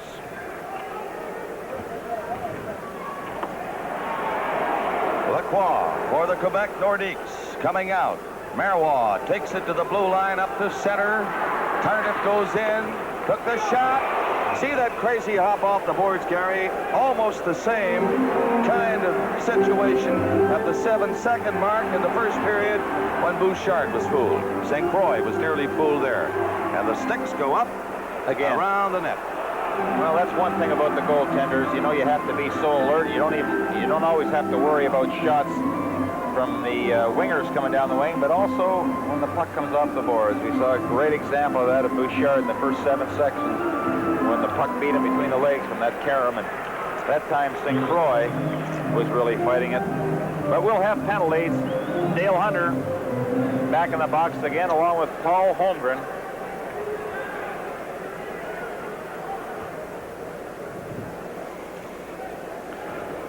It's bad when you see the sticks go up. And that's what is happening again. High sticking penalties.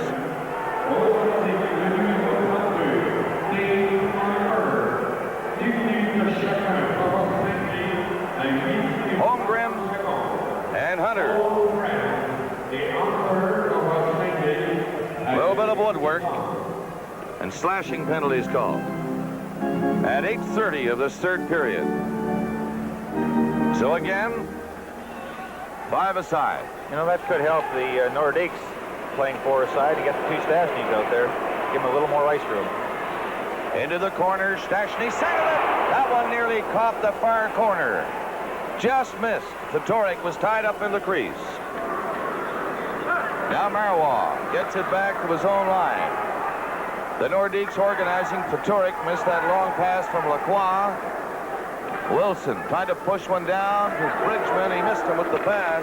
It'll be icing with Lacroix coming back. And 10:56 left to play in regulation time.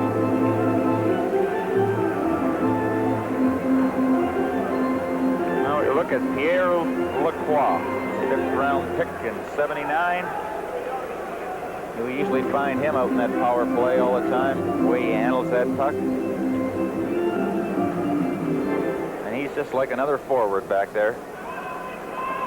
Richard is number 23. Couldn't get the draw. Back of the net, Murray for Philadelphia with Wilson. Bridgman. And Gorins are the penalty killers up front. That's Bridgman. Over on the boards against Richard. Staying with it. Now Richard gets loose.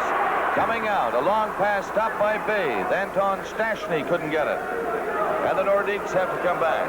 Lacroix around the net, nearing the halfway mark of this 3rd period. Lacroix's pass stopped by Bobby Clark. He gets it ahead to Barber, and Barber is bumped by Marois. He got loose again to Bobby Clark. Back to Barber, and the pass was behind him.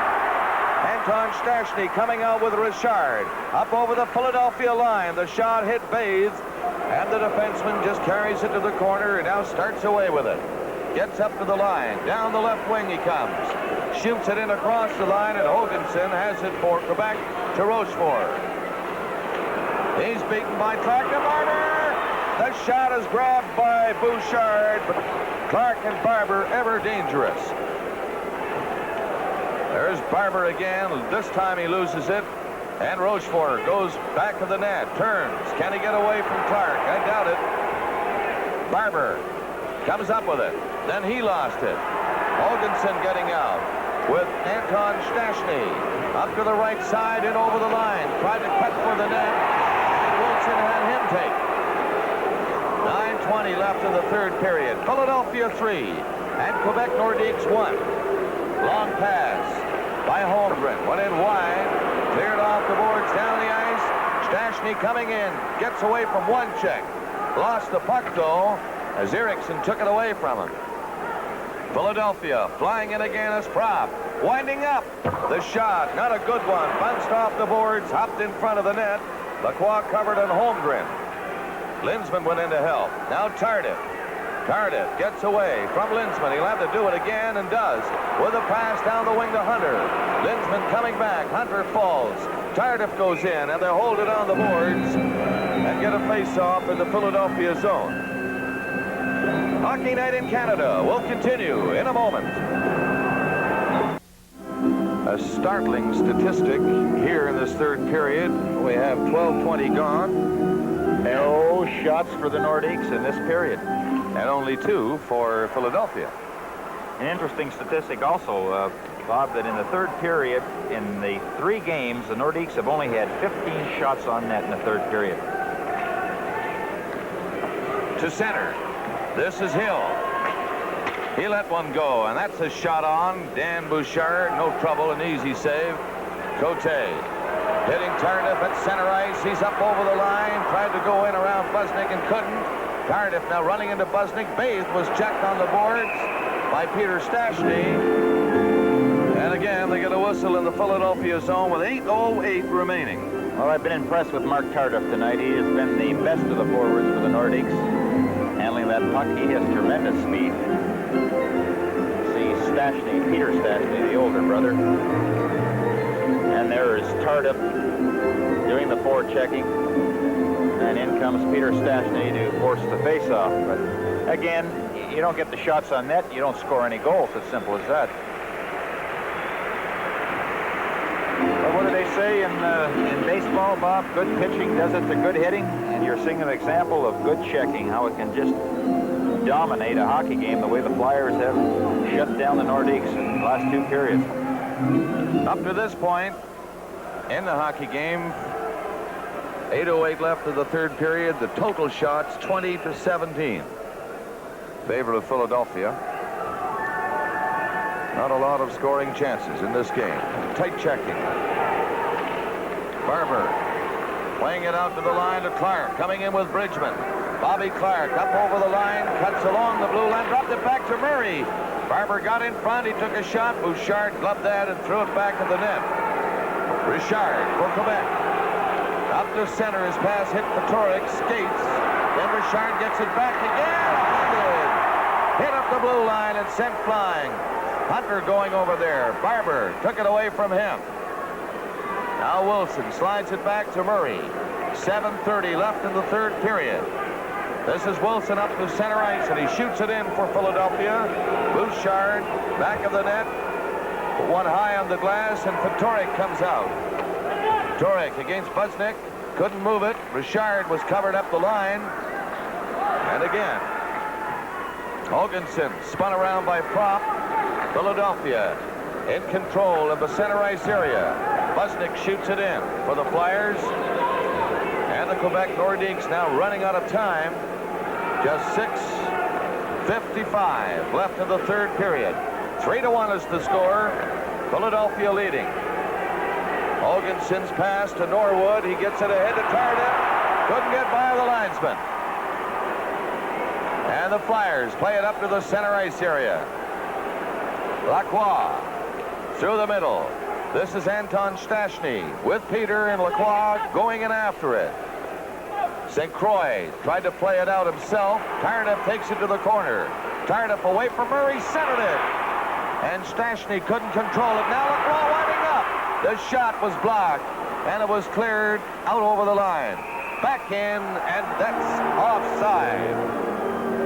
Live from the Coliseum in Quebec City, the Stanley Cup playoffs.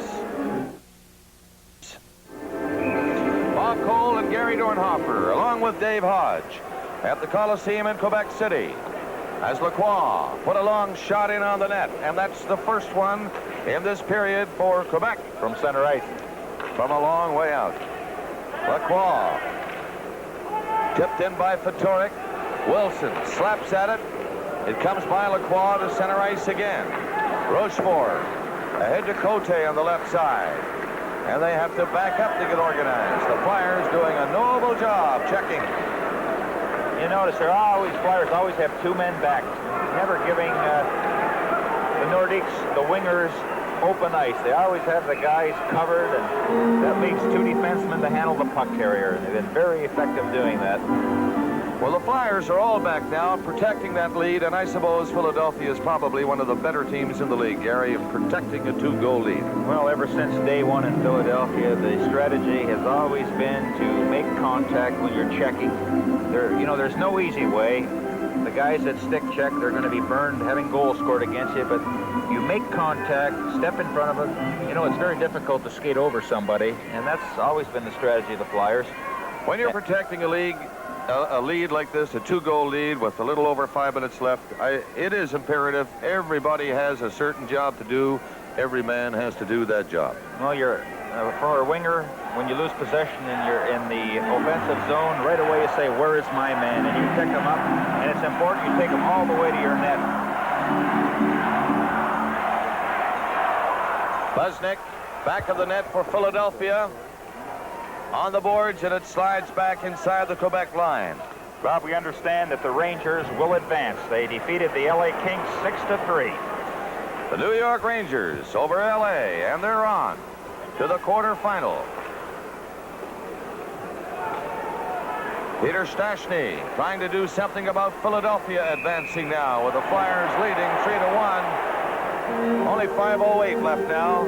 There was a good example. You had Busnick, Clark, Barber all at that blue line. Everybody back, and just stop Stastny. There's no way that he's going to get through three players. And it's been a frustrating evening for the Nordiques.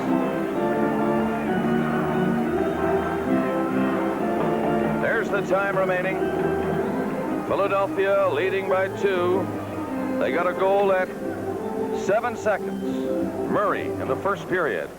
Then Fatorik tied it at 6:17. Wilson the go-ahead at 7:39. And at 13:34, Gorens.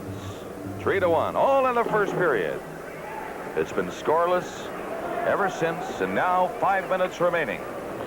The time running down on the Quebec Nordiques for the 80-81 season, unless they can muster an attack and do something about it, and this is not the way to do it. Look at Bridgman hustling back. That's icing called against Quebec.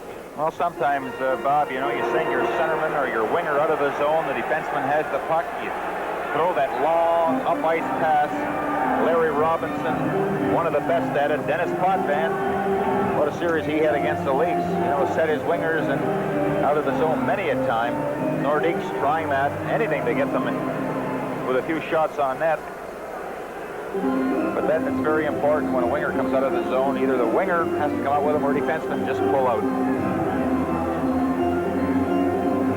So let's see now. The Los Angeles Kings are eliminated. The Montreal Canadiens are eliminated. Toronto Maple Leafs are eliminated. The Vancouver Canucks are eliminated. Your turn. Boston Bruins. All right. Just testing me. And it's a 3-3 tie still in Pittsburgh. St. Louis and Pittsburgh tied at 3. And the Quebec Nordiques on the brink of it here in the Coliseum in beautiful Quebec City, capital of La Belle Province. 4:45 remaining.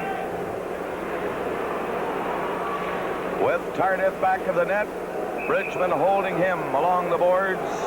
I guess, Gary, now that's what the Flyers will do. Stay close to everybody. Stop the play when they can. Absolutely, and Pat Quinn is telling them, whatever you do, don't get caught. We don't need any more goals, but make sure we have those men back. But we still have to force the Nordiques. Don't give them time to set up and come out as a unit. Get on top of them. Always make contact. I noticed their forecheckers, the Philadelphia forecheckers, now, Gary, are not going in quite as deep. when Quebec starts to come out. Well, Bob, if the Nordiques have good possession, there's no sense sending 2 men in, or both of them get caught. That's when the wings are covered and then just one man trying to do the checking. Everybody comes back. Clark on this face-off. Let's watch him. I don't know how he does it, but he does it most of the time. What's he got? Something like 90, 95% going. We're not going to get a chance this time. Scampanella waves him out. Bridgman upended. Airwall goes back of the net. Hoganson played it up to the line. There's Clark checking his man. Here's Hunter taking in. Scores! Hunter, an electrifying little hockey player. Ripped that shot. What's that, the second shot of the period on St. Croix? He couldn't handle it. That's been the first good scoring chance the Nordiques have had since the first period. And Hunter with his speed.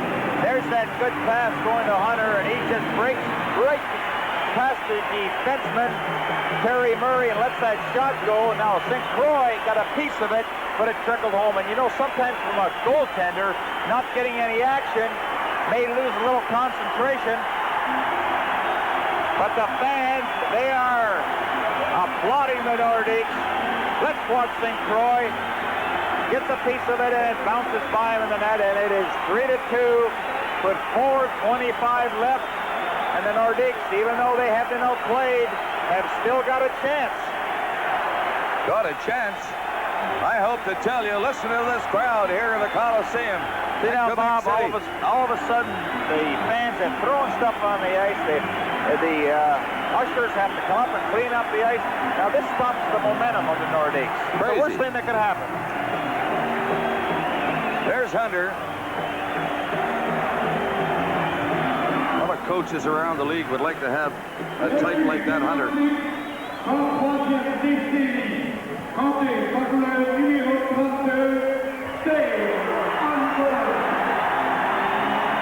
Not very popular, I know it. Listen.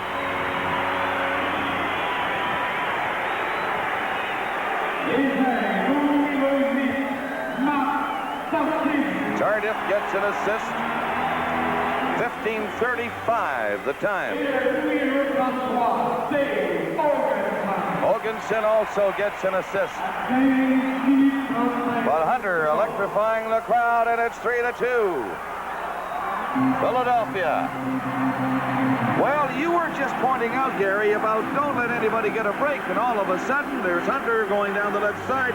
Mind you, he had great speed, and he jumped ahead of his man. He got the perfect pass, and it just went by Terry Murray. See, Terry Murray was standing still. Hunter was in full stride. That's why he was able to beat him and let the shot go from the top of the circle. But probably St. Croix should have had that one, and perhaps not having any action this third period. A little shaky on that one. He got a piece of it, but it trickled in the net. Only the second shot on goal. You know, you ask goaltenders, they would rather face 8 to 10 shots up here rather not than have no shots at all. Well, all right, Philadelphia now leading by just 1 goal on that sparkling effort by Hunter. And here's Tardif coming in again with Hunter. Tardif into the corner against Busnick. Bathe on the boards for Barber. Tipped down the ice. Might go on the net. No, just wide of the net. Icing called against Philadelphia. This Stanley Cup playoff game is coming to you from the Coliseum in Quebec City.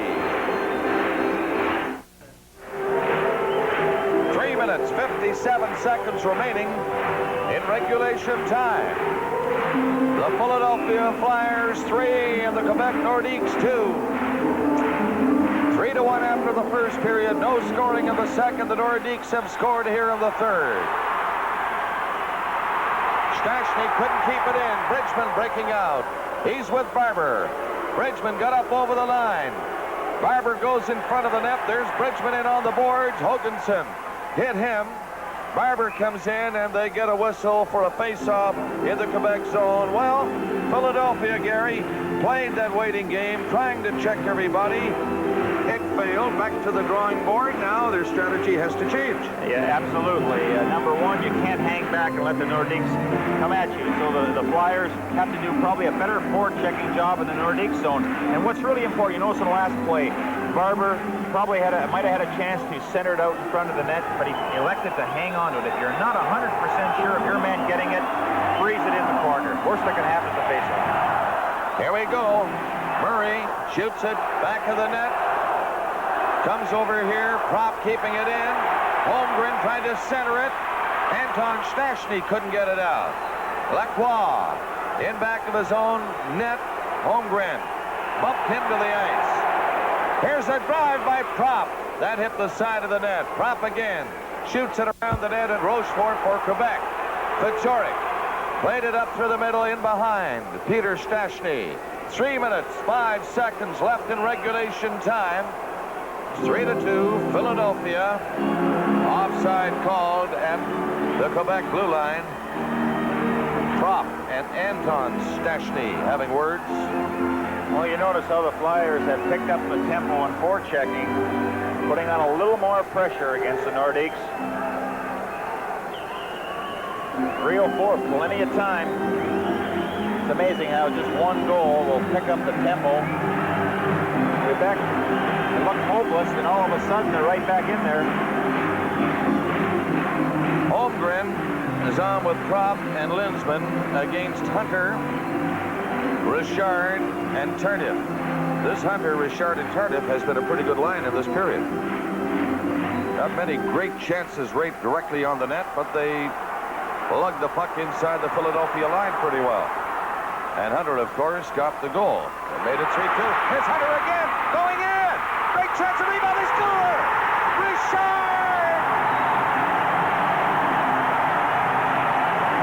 Uh-oh, watch out. Amazing. I'll tell you, they're going wild in the Coliseum here in Quebec City. Hunter and Richard behind him. 3 shots, 2 goals. Watch Hunter go split the defense. And then Richard going in for the rebound. Nobody picked up Richard. Holmgren was behind him, couldn't catch up. But the Flyer defense not stagger. That allowed Hunter to go right through the middle.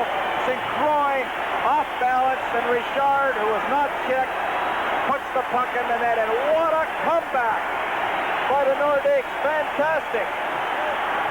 Everybody skates by the puck, and Richard just puts it in the net. And the fans are hauling and screaming. They're standing up. This is fantastic. It was so calm for a while in this third period with the Flyers leading 3-1 after the first period. Held it through the second and halfway through this third. Then all of a sudden, Hunter, a goal, and now this one, and look what's happened. Are you ready for overtime? Why not? But again, you know, it was the speed of Dale Hunter and able to go right through the middle of the defense. That's why, you know, your defensemen, if they're on a horizontal plane, you know, you have to be staggered. If Hunter beats the first guy, then the second defenseman always has a crack at him. But look at that. He goes right through the middle. And then Richard, now he should have been picked up. That second man becomes so dangerous.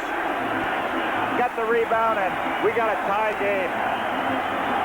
Well, that was Murray trying to check on Richard, but Richard is not bad with the wheels. There's Pat Quinn. Rather dejected Pat Quinn now back there. That other guy you saw was Jimmy Watson. He's out for the year, had a head back surgery. But the Flyers are just flabbergasted right now. Can't believe what has happened to them. There's your goal scorer, Jacques Richard. 17:08, the time of the tying goal for the Quebec Nordiques. Well, when you score over 50 goals during the regular season, the guy becomes very dangerous and caps it off by giving the Nordiques a tie. And boy, what a break for them. They're right there now. 2:52 left. This is going to be nervous time. Bathe coming in for Philadelphia. Played it in back of the net. Philadelphia digging for it. Stastny couldn't move it out. Bathe took a shot, knocked down by Rochefort. Here's Hill intercepting. Hill had it knocked off his stick. Peter Stastny coming out with Fedoruk and Anton Stastny. Dropped it to Anton Stastny to Fedoruk. He couldn't center it. He fell. Hill takes it back to the net for the Philadelphia Flyers. Off the boards, it comes near the line. And the Flyers down to center. That pass hit Gorance. Shoots it in back of the net with 2 minutes left to play in regulation time. Score is tied at 3. Quebec fighting for their lives to stay alive in this preliminary round against Philadelphia Flyers. Goran's coming in. He was raked along the boards by Rochefort. There's Hill centering it to Gorance. He couldn't do much. Now Bouchard hangs on to it. And it's called with 1:48 left to play in regulation time. There's one man with pressure on, Daniel Bouchard. Down at the other end, of course, Rick St. Croix. Both goaltenders. You know, the Nordiques have everything going for them right now. The momentum, the confidence, but, you know, sometimes you get over-eager. You're in that offensive zone and you forget to have that trailer back. It's important now the Nordiques, they don't get caught on that 3-on-2 against them. Scoring play, Richard, 17:08 from Hunter and Lacroix. There's Bouchard. Here comes the face-off to the right of him. 1:48 left. It comes to Barber. Look out! Barber's backhand shot was blocked by Hoganson. Hunter couldn't get it out. Hoganson will with Tardif. Up the line. Clark watching him. Marois for Hunter for Tardif. Here's Richard again. Richard shoots. St. Croix stopped that. Hunter went flying by in front of the goaltender and fell. And the play is called. 1:28 left. Now, Bob, the face-off becomes so very important, and every centerman, whenever he goes to that draw, he makes sure that the line and the defensive position are set up exactly the way he wants them. He's the captain out there, and if somebody isn't in position, it's very important that he directs them the way he wants them. You know, Michel Bergeron has this team playing in an interesting way. It's almost obvious every game out. They wait. They're very patient. They take their time on power plays, whatever. Other than power plays, they will still not give it away and wait for that one great chance. Well, actually, in the last 2 periods, it's only been about 3 shifts that have really done it for them. Hunter involved in both of them. Hunter, I think, is waved out. You know, up to that point, the Flyers had played a perfect game. I mean, they checked as well as anybody could check, and here they find themselves tied. 1:28 left in regulation time. Will we have overtime tonight? We'll know in a little while. Quebec shooting it back of the net, and Wilson for Clark. Bobby Clark tried to slap it out. Couldn't. But Barber takes it up to center ice. Richard fell. Got away from Bridgman as he did. Puck is fed back inside the Philadelphia line. Here comes Hunter and Bridgman. Hunter muscled it off the puck. Went back of the net and ran into Wilson. Can't believe this young Hunter. At the center, Clark tried to hit Barber. We have less than a minute remaining. In regulation time, Hoganson coming out. He has to stop, lost control. Now he's away. Got by Lintzman. Bumps running in a crazy hop. And St. Croix had fits, but covered up. Philadelphia unnervingly sent it back down the ice. Icing called against the Philadelphia Flyers with 39 seconds remaining in regulation time. The score is tied at 3. I couldn't believe the Flyers would ice that puck. You know, that's the last thing you want is a face-off in your own zone. Boy, that crazy hopper there by Hoganson had St. Croix beat. It just bounced into the corner, but had it been on net. Anton Stastny with Hunter. Dale Hunter is number 32. No, that's Patorek now coming out. He'll take this face-off. On the left side. The left side of Patorek. That's Cote. Park at the line is Lacroix on this side. Rochefort on the other side. They fall on it right away. 37 seconds left. Patorek, number 38. There's Lintzman talking with him and the official.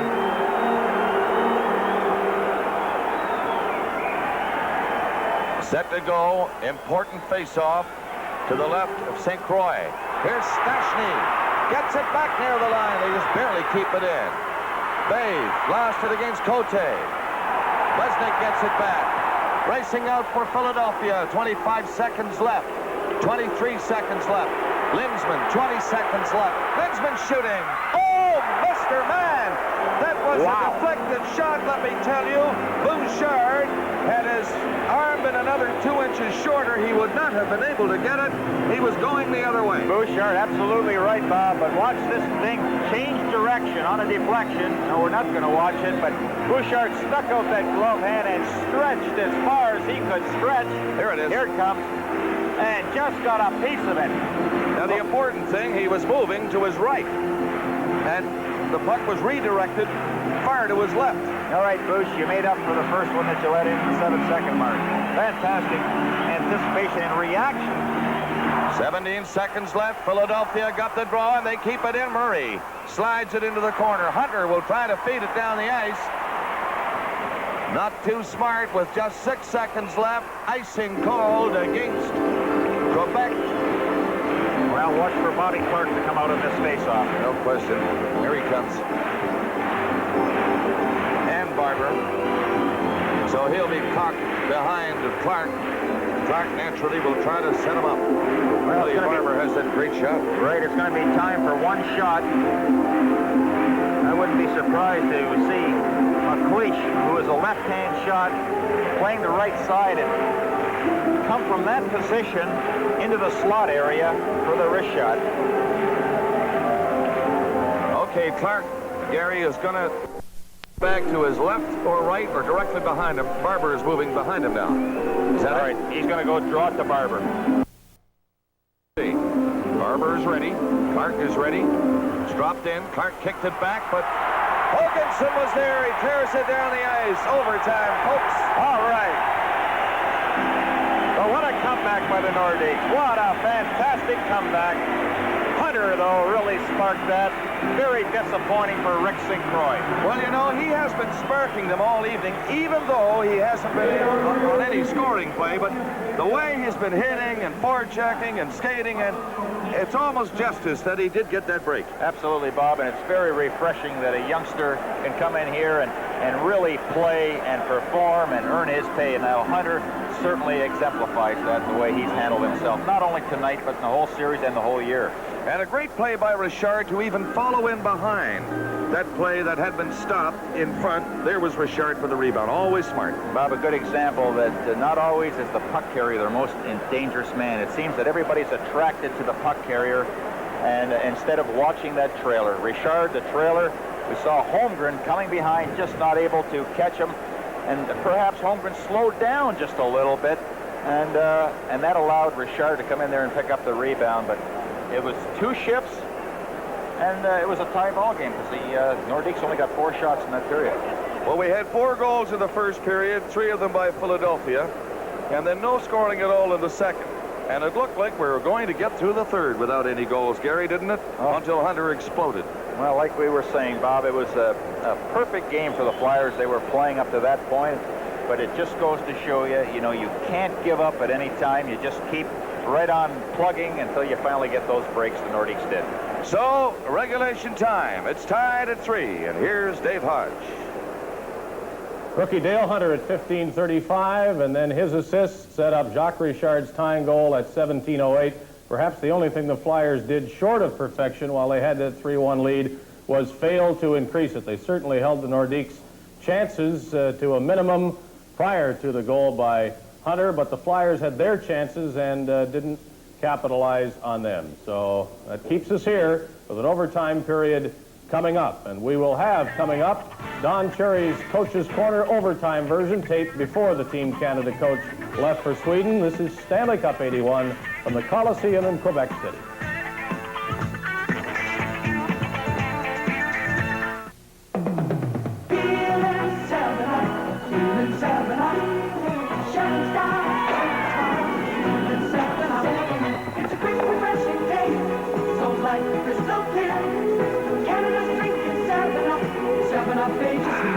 Hey, little brother, how'd you do that trick? It's all in the stick. I taught him everything he knows.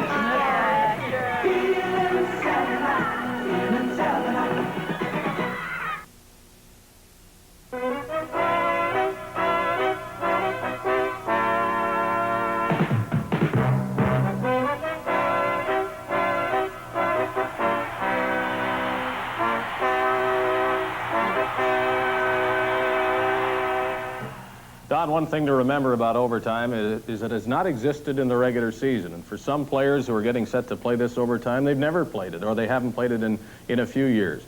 Therefore, does it become important for you to go into that room and say certain things to tell them, if nothing else, that this is something that they'd better be prepared for and they haven't had in a while?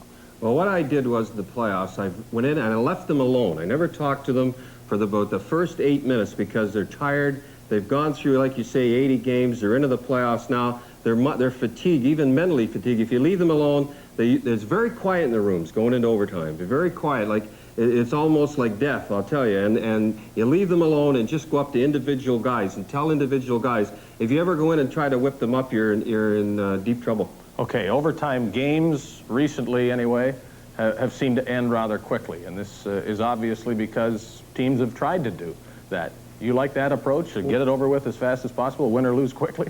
Well, this all started with Scotty Bowman, and I noticed it against us about 4 or 5 years ago. Sherrill started it too, but Bowman was the guy. What he would do is load up 2 lines, and he'd try to get it over. I noticed he was trying to get it over. In the old days, he used to go back 3 or 4 penalty. They'd go back into periods. It'd go on at 2 o'clock in the morning. Not now. They try to get it over. We tell them, I told the teams, listen, we're either going to lose it or we're going to win it in the first 5 minutes. And you'll notice most games now, they just go out and they just fire wagon the whole thing, try to get it over. Most games are over by the 6-minute mark. Now, what if you don't have a team that has scored well all season long, a team that has struggled to get goals? The Minnesota North Stars, one team that comes to mind that went most of the season and didn't have anybody at the 30-goal mark. Is it still wise to do that? Yes, it is. I'll tell you why.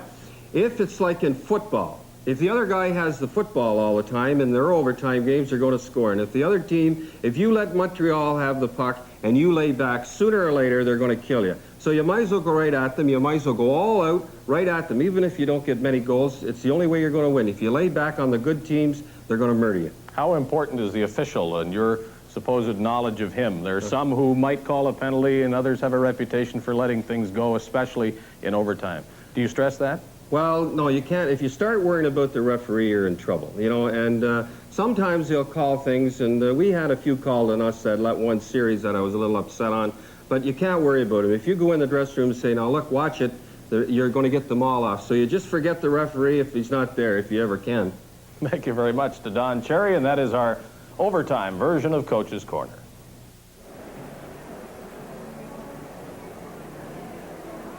Gary Dornhofer, here we go again. Overtime once more. Quebec Nordiques, a real exciting third period, thanks to the work of Hunter and Richard. Well, Hunter, we can't say enough about him, Bob. He has really impressed us, and I think his enthusiasm certainly showed out there, and very instrumental in taking charge and getting into that opening. But I still think St. Croix should have had his shot. You know, he was at the top of the circle, but it just handcuffed one in the net, and it seemed that was the spark that they needed. But on that tying goal, you have to pick up that trailer. You know, Richard came in from the blue line. Holmgren was behind him, not able to catch up. He may have even slowed down slightly, just coasting. Now, it looks like Richard had about 2 good strides on him. But then when St. Croix was off balance, Richard had that whole open net. But 2 breaks, and the Nordiques are there. Exciting hockey team. Here's another look. But there's the original save, and St. Croix is down. Wilson just skated by the puck. And then it came to Richard, and when you're a 50-goal scorer, baby, you don't have any trouble putting those in the net. Okay, so watch out, especially if Quebec gets this goal. Oh, I think it's going to be a great finish, and there isn't anything more exciting than overtime, Bob. Okay, 3-3, regulation time, overtime coming up. Here again is David. With me is Jacques Plante, who works for the Philadelphia goaltenders. I must say I have a little trouble talking to Jacques sitting in Quebec City and talking about Rick St. Croix, but that is the way he prefers it pronounced. Jacques, might he have been a little stale? I mean, he only had 1 shot before that one by Hunter. And you hear it all the time that a goaltender who's getting some shots regularly is sharper than somebody who was in his position. Yes, we were talking about that upstairs as the period progressed, and I think it was 12, 13 minutes before we got a save, and it was a long shot. There was very little play around his net where he could go out after loose pucks and everything, so we were afraid that he might cool off. And on this breakaway there for the second goal, he came up, and I didn't see exactly how the puck went in. But then in the third one, when he blocked the puck, and he seemed to lose his balance. And normally St. Croix has good balance, and he doesn't give the puck away like he did there about 3 or 4 feet. He made a great save, but the puck just went to the wrong man, and it tied the game.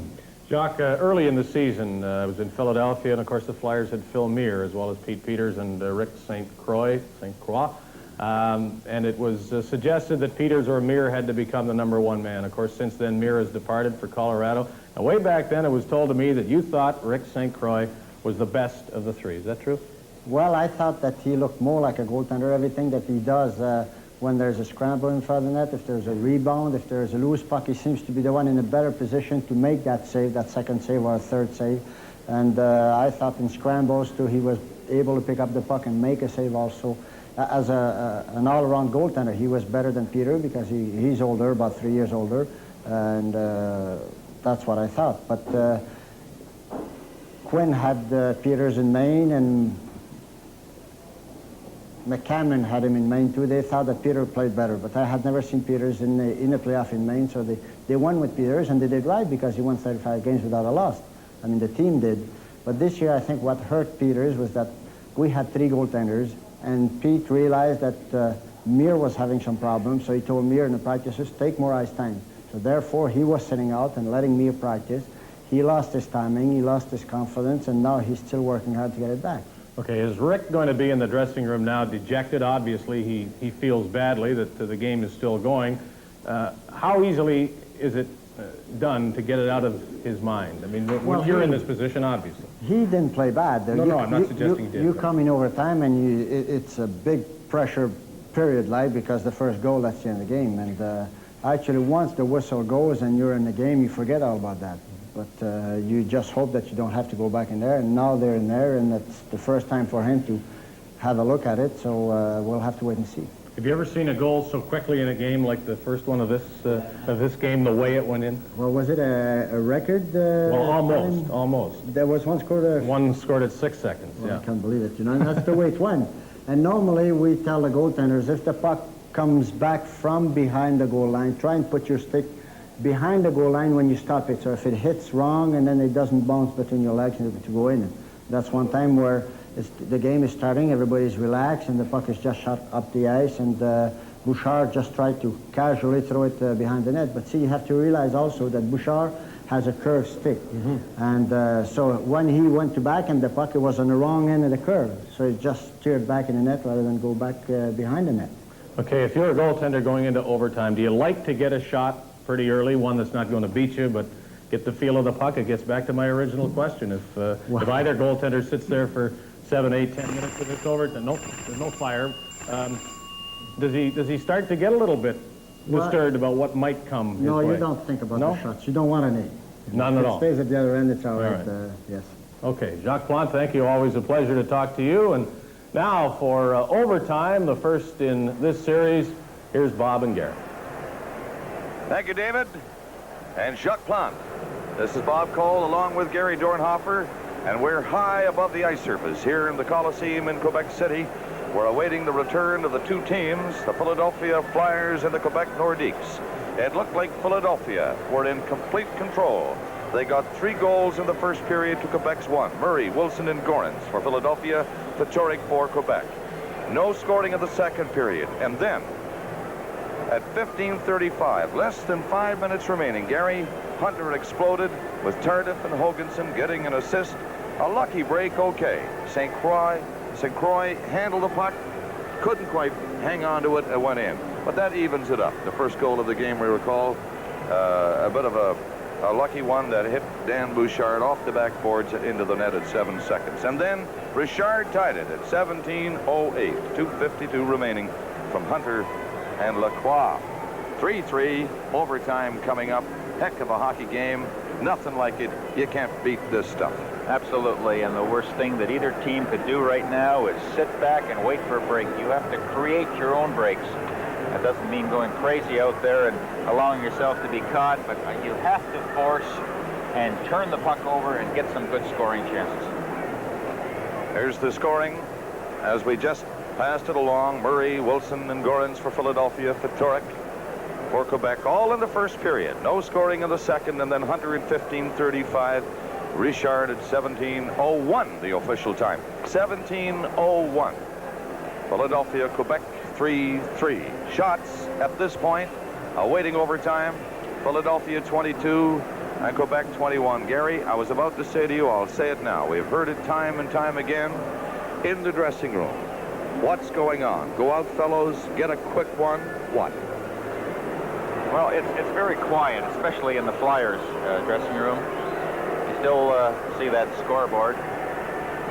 But I'm sure in the Nordiques dressing room, it's a lot of confidence, enthusiasm, and sometimes it's very important for the coach just to quiet things down, concentrate on what you have to do out there. But every shift now, it's complete concentration. Go out there, try to get that good shot. Every shot on net is important.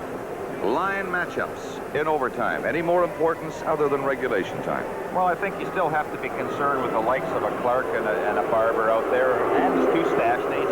You still pay attention to those guys, but, you know, in overtime, you can't wait for the second goal. It's the first one, and it's all over. For the Nordiques, a loss, and they're out of it. So they've got to go to the offense and really take it to the Flyers. You've played at overtime games. Is it a type of nervousness on an individual more so than at any other time? Are you prepared to accept full responsibility and play that way? Well, it's a nervous feeling in the dressing room, but once the puck is dropped, you forget about that. But it's up to the player when he's sitting on the bench. He's concentrating on line changes. If he's next to go, he watches his man and his man only. As soon as he comes to the bench, he jumps on. You don't want to overstay your shift so that you're tired out there and you can't come back and do a back-checking job. 30, 40-second shifts, get off. Make the changes properly, but it's those little things that can beat you or the little things that can win it for you. The goaltenders, they have an important role. Not only stopping pucks, but hollering at the defensemen, hollering at the wingers, passing along messages, clearing who's trailing, who's checking, who's not checking. Well, you're right, Bob, and, giveaways. Don't be surprised if a giveaway causes a goal, but I don't think you can get fancy in your own zone now with sudden death overtime. When in doubt, just dump it out. It's simple as that. You don't want to try any of those rink-wide passes where it can be intercepted, but something that's very important, when you're in the offensive zone, if you don't have a man to give it to, hang on to it. The worst thing they could do is there's a face-off, or the puck is frozen against the boards and there's a face-off. Listen to the music. I want you to grab a little bit of this, folks. No wonder this team gets up here in Quebec City. Is that something? Well, the crowd certainly gave the Nordiques a standing ovation, rightfully so, when they stepped on the ice. And here we go. This is what it's all about. You don't think about mistakes, even though they will happen. But it takes complete concentration by every individual. Bob? All right, we're in overtime now, ladies and gentlemen. The score tied at 3. And Hunter comes to center against Linsman of Philadelphia. Richard missed the pass on the right side. Tardif on the other wing for Quebec, and here come the Flyers. Holmgren, and a shot just wide. Knocked down by Murray. Murray slides it over the other way. Kropp knocked it in to the corner, high on the glass. Marois goes back to the net. He lost it. A scramble in front. And that was a close call. Holmgren right in on top of Richard. Richard now coming down for Quebec, centering it to Hunter. Hunter gets another chance. Scored! He scored! We got a fifth game.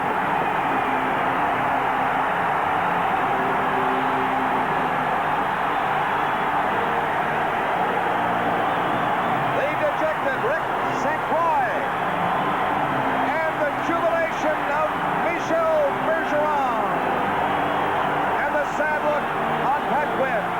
Bergeron leading these Quebec Nordiques into a fifth game in the Spectrum in Philadelphia. How often have we seen that where a goal is usually scored in the first shift?